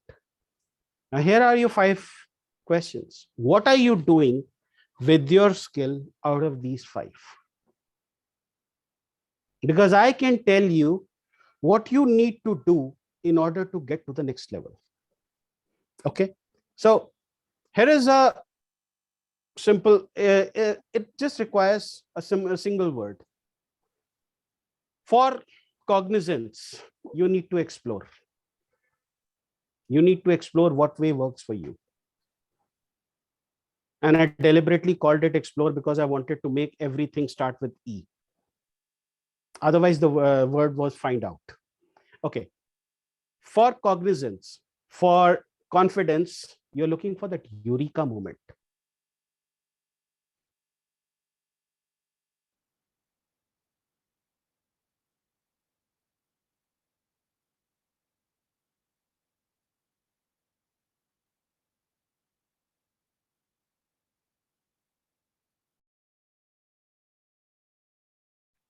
Uh-oh, we lost you, Rupinder.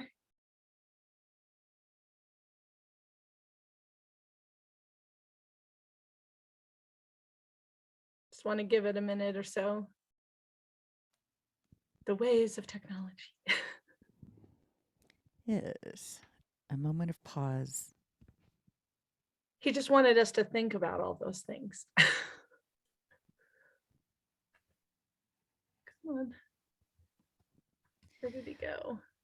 Uh-oh. I think we lost him altogether.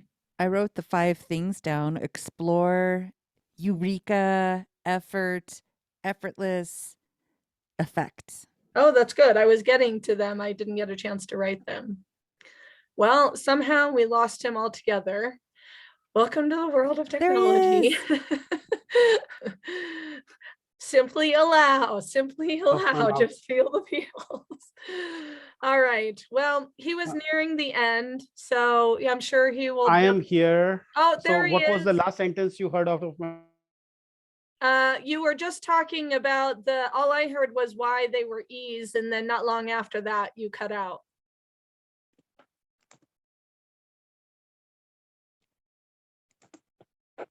Okay.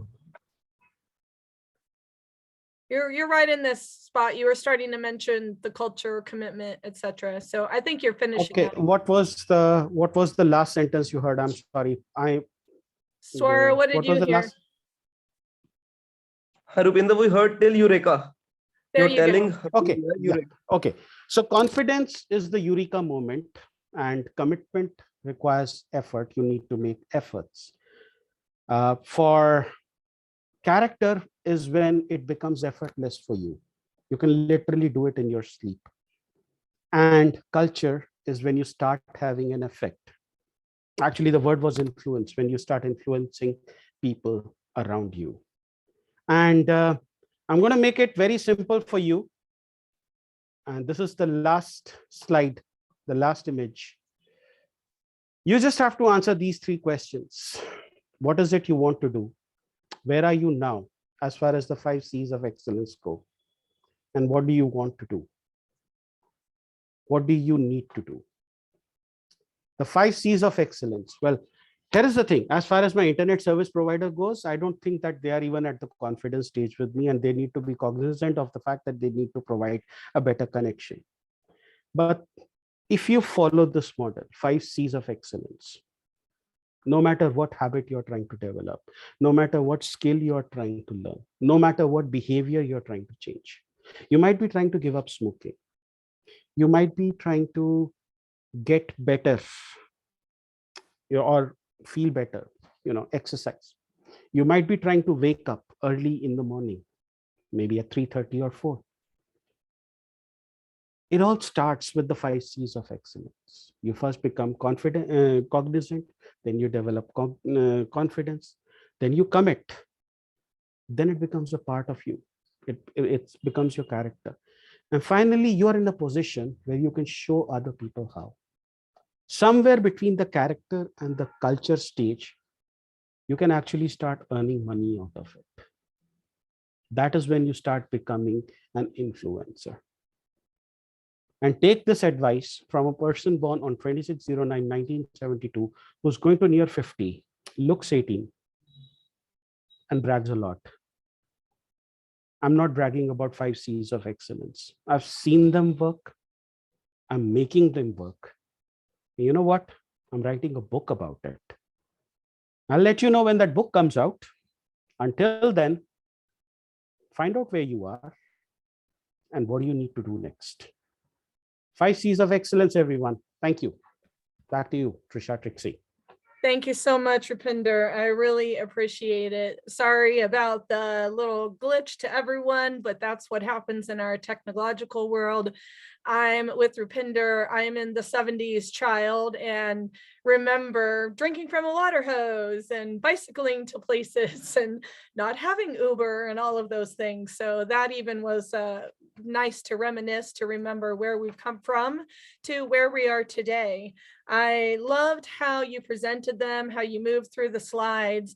And I don't know if the rest of you noticed, but I thought it was actually really unique how he started from the bottom and worked his way up in his slides. Most of the time, especially here in America, I think we've seen it more the other way, even as the slides go. So that was really unique and different for what we were seeing and the things that you told us, that I want to do it, I can do it, I am living it, I am teaching it. I thought that was really unique, because I think some of us get to the I'm doing it, but what about the I'm teaching it part? What about helping others? And that's part of my legacy of love, is being able to share with others.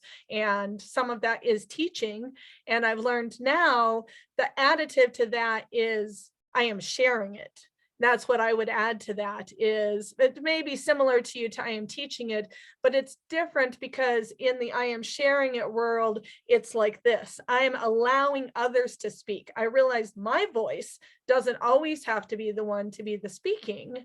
I like to share my part of it, but what else do others have to share? What else are others doing and teaching? And how can I bring them in to share their teaching it part? So thank you for that. I really appreciate it. All right, timer, we are going to move on. I will need 20 minutes on the clock, please. And of course, I'm hoping that I don't go over. We have a little bit of time, but I still want to be respectful of everyone's time and not be taking away from that. All of the speakers have been, of course, amazing thus far, and I am just so appreciative to all of you for bringing this into the theme of becoming our best selves. Everything that we have learned thus far has been a part of that, and I want to wrap this up with my thoughts on what does it mean to becoming your best self. So timer, go ahead and set the time. I want to share with you that this year I went on a journey. I went on a journey for myself, and a journey that I not only wanted to do, but I felt like I had to do. I felt like I needed the time away, that I needed the time alone. I wasn't even sure in the beginning. I asked my spouse, hey, I've realized that I am stage 4 cancer. I don't want to do chemo or meditation chemo or radiation anymore. I just want to live my best life. I might still do surgery. I might try some things out, but I don't think I can do it. I have done over 26 rounds of chemo from 2016 to now. When I first found out I had cancer, we thought that we had got it. And we thought that I went in remission in 2017. And my husband and I went to France and we did things together. And it was a great trip. But now realizing that because my tumors have metastasized, we've done genetic testing, I found out that I have a mutation, and that I may never, ever not have cancer. That my life, by the miracle of something else that might take it away, that I might have cancer stage 4 for the rest of my life. Well, if that's the case, and the doctors are giving me but a few years, what do I want to do in those few years? And this journey, I thought, was for me. And my spouse felt the same. When I asked him, hey, do you want to go? He said, no, I think your family and friends are right. I think you need this time for you. I wish that I would have presented slides, but I felt like it was too many things. But imagine, if you will, if you've ever seen a Fiat 500cc. Some people tease me that it looks like a roller skate. It's a little tiny car. It's not one of the smart cars that looks like you could just put your hand in it and roll it around, but it is a small car. I have a back seat, and a friend helped me to build a platform, and me and my cat Dude, who is just a regular orange and white tabby cat, packed this little Fiat 500cc in May after Memorial Weekend when I made my decision, and we hit the road. It was filled with adventures, meeting new friends, seeing family, doing things I would never do, like going to a reggae concert in Iowa, by the way, of all places. Through these adventures, though, I found something that I didn't know that I had lost. Through this journey, I found myself, which is why I bring this to you. What I mean by this is that I found the person that I was always meant to be. I found out what I liked and what I loved, what mattered to me and what didn't. I let myself be free. I let go of the inhibitions, and I reclaimed the person that I was. My mother shared that with me when I told her about my journey. She said, oh, you're on a reclaiming fest. You're like on a wanderlust. And I said, oh, that's it. That's what I'm going to call it. And I called it my wanderlust cancer journey. I videoed as much as I could and tried to remember to post pictures.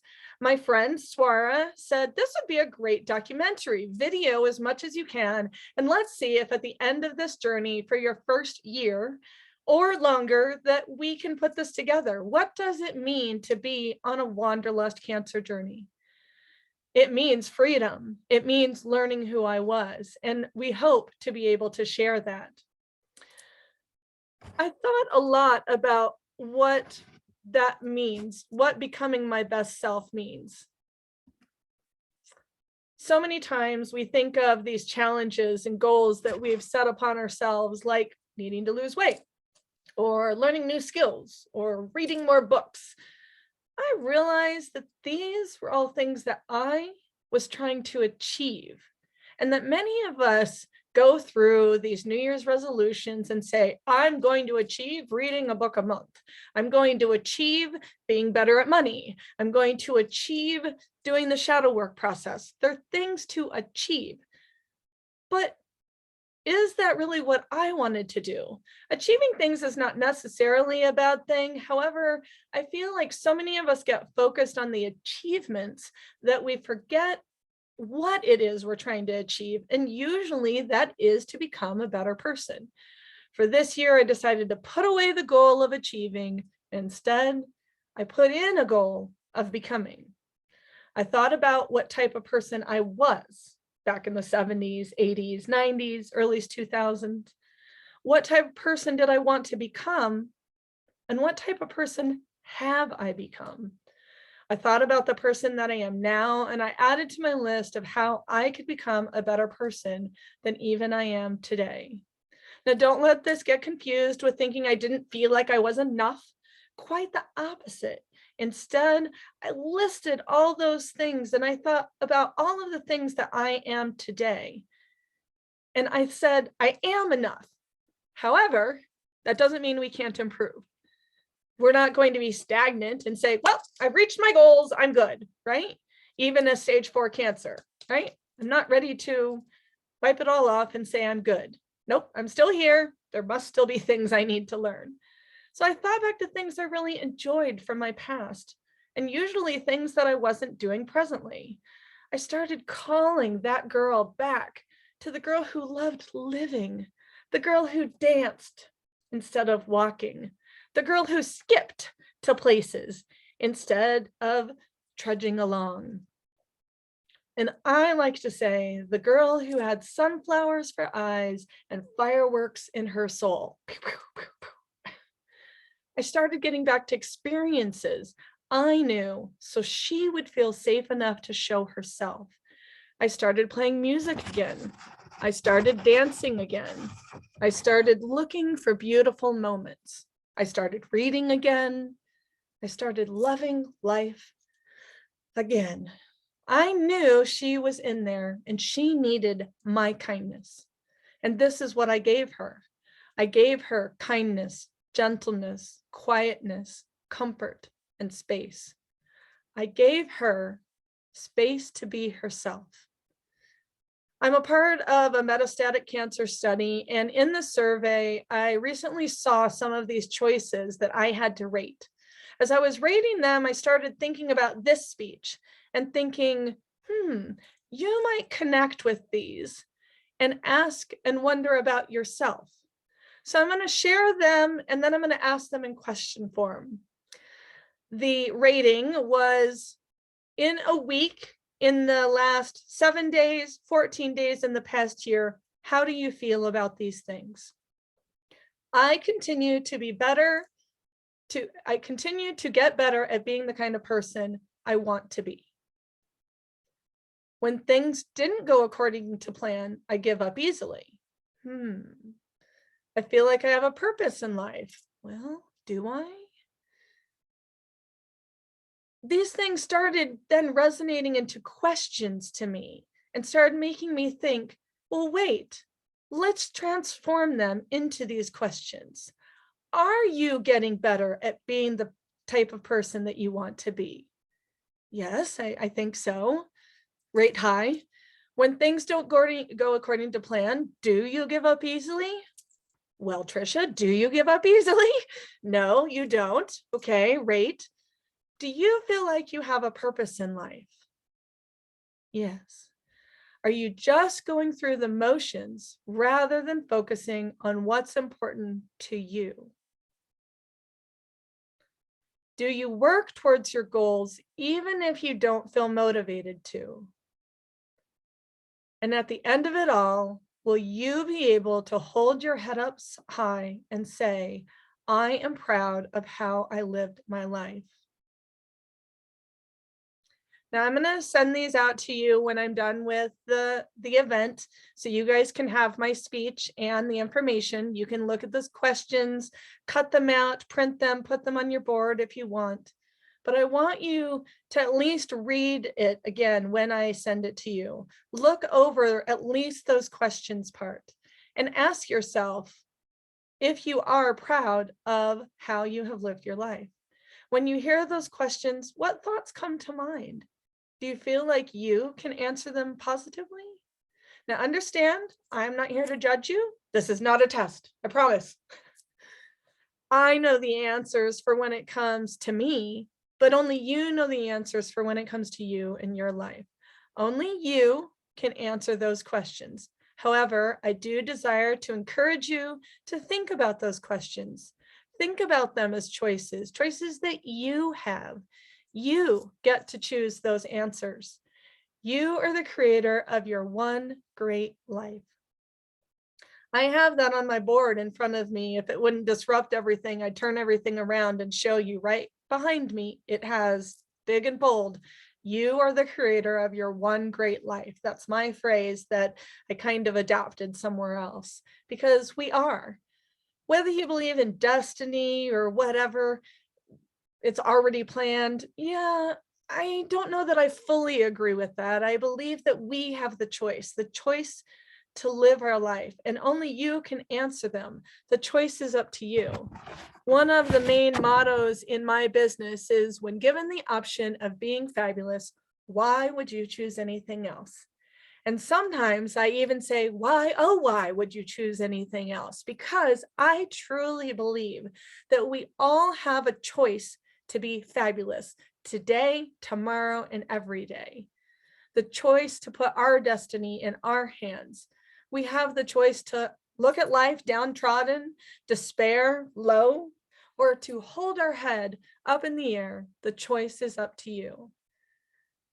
I want to remind you of that motto and remind you that you have the choice to be fabulous. We all have the innate ability. We all were given with innate gifts.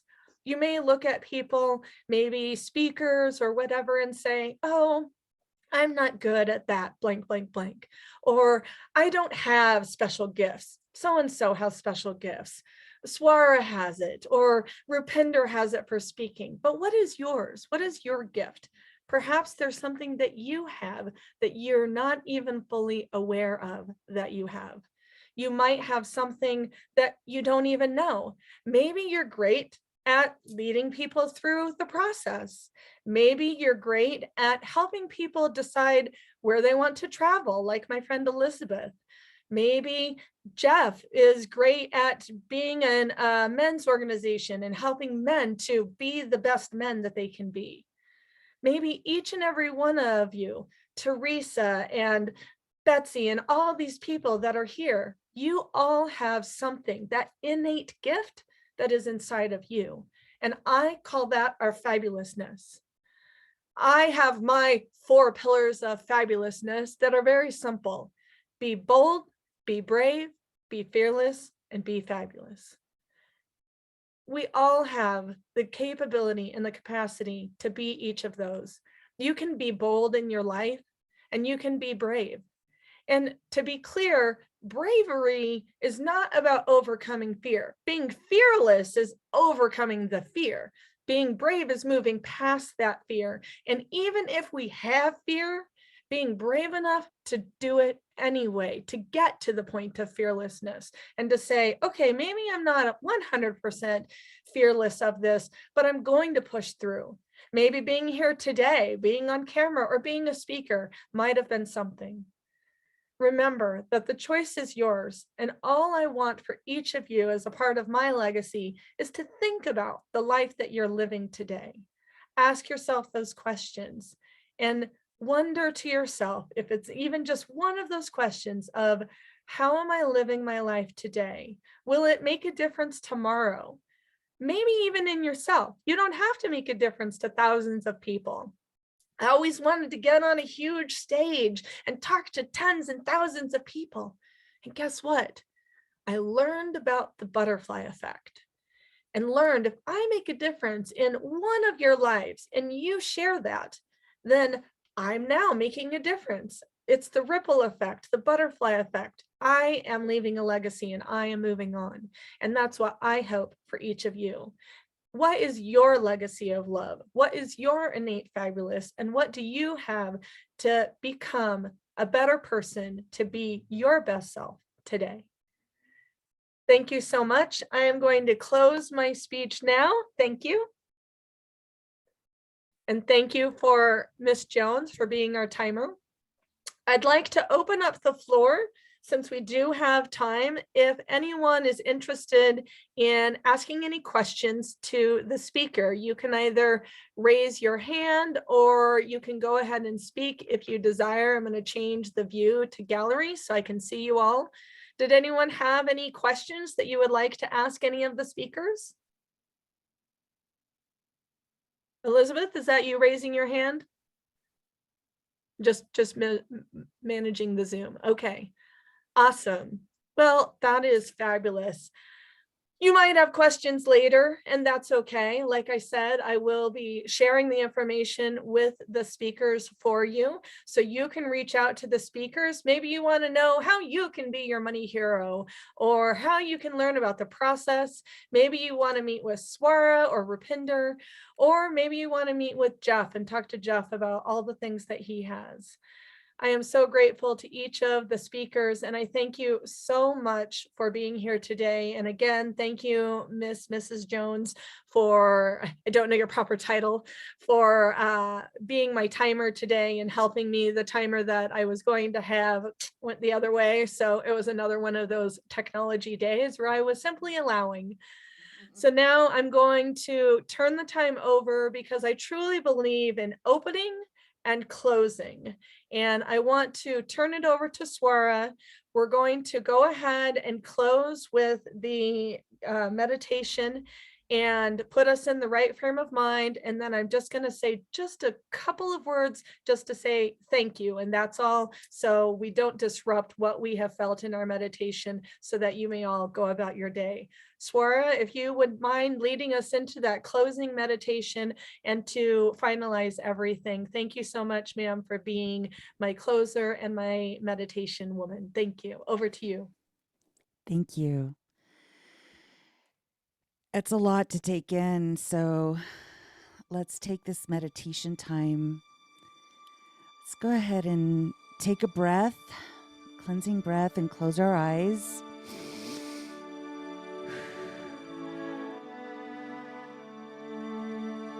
Allow the music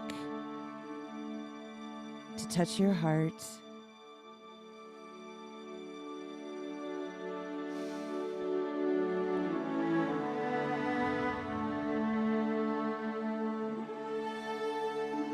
Turning roadblocks into stepping stones.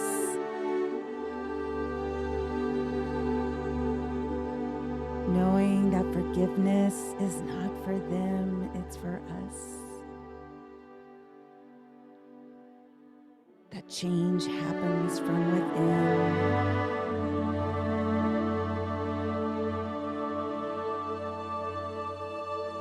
Gotta feel it to heal it. And transform from a victim to a hero.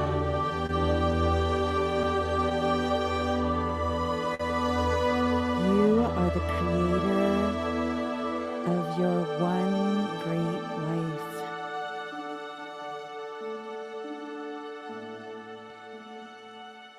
Let's take a moment and imagine as if we were together in a room standing in a circle.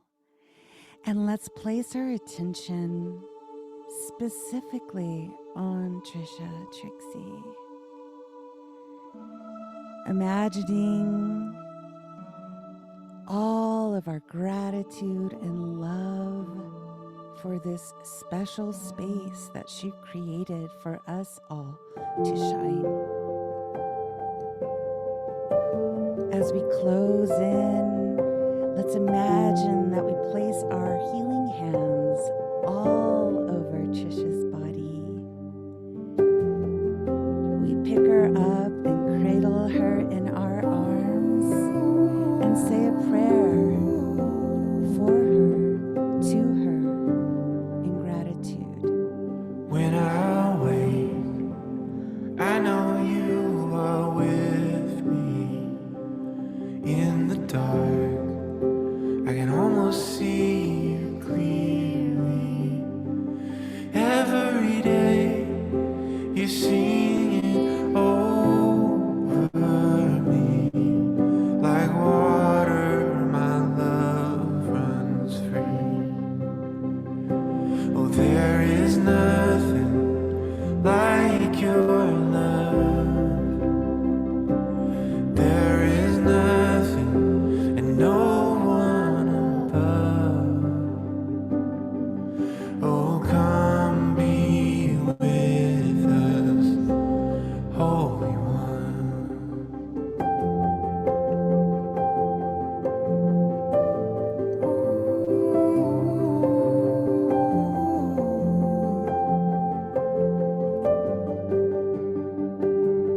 In my pain, I know you can feel it. There I find the comfort in your spirit. And every day you sing it over me. Like water, my love runs free. Oh, there is nothing like your love. There is nothing and no one above. Oh, come be with us, Holy One. Oh, come be with us, Holy One. Anywhere I go, and you I find my home. Anywhere I go, and you I find my home. There is nothing like your love. There is nothing and no one above. Oh, come be with us, Holy One. Oh, come be with us, Holy One. Oh, come be with us, Holy One.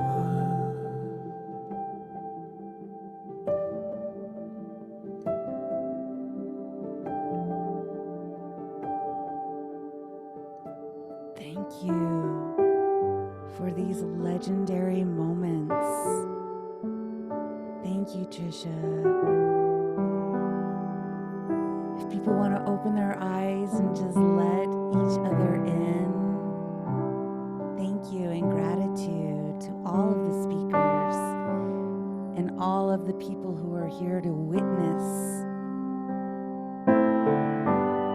this transformative, taking it to church moment. You know, the reality is that none of us know how much longer we have with each other. So being able to be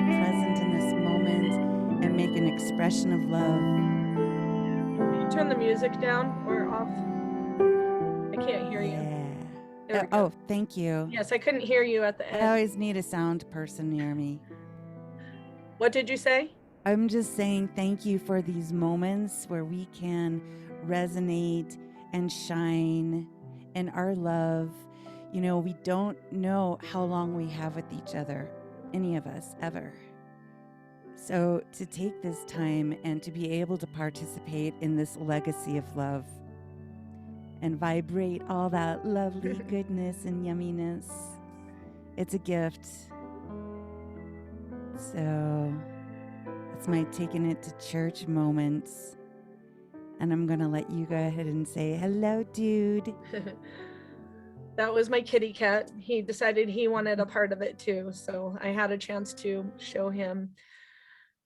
Thank you so much, everyone, again, for being here. And okay, I'm not supposed to cry. It was just such a moving event, and I'm just so appreciative for all of you. And again, like Swara said, for taking this time. It just means a lot to me because I see life in a different center than some people do. I see it as very, what does my husband say, urgent, emergent. And this is all that we have. This is our last time. Who knows? This moment right now, we could leave from here and who knows where each of us will be. So I appreciate that and appreciate that last sentiment. I want you to all go and live your one great life. And I hope that you are as heart-filled today as I am. Thank you. Go forth and be fabulous. Thank you so much, Trixie. Thank you, all of you, and very nice to meet you here today. Love you, Trisha. Thank you. Thank you. Thank you. Thank you, Thank you, everyone. Trisha. Thank you Good for night, everyone.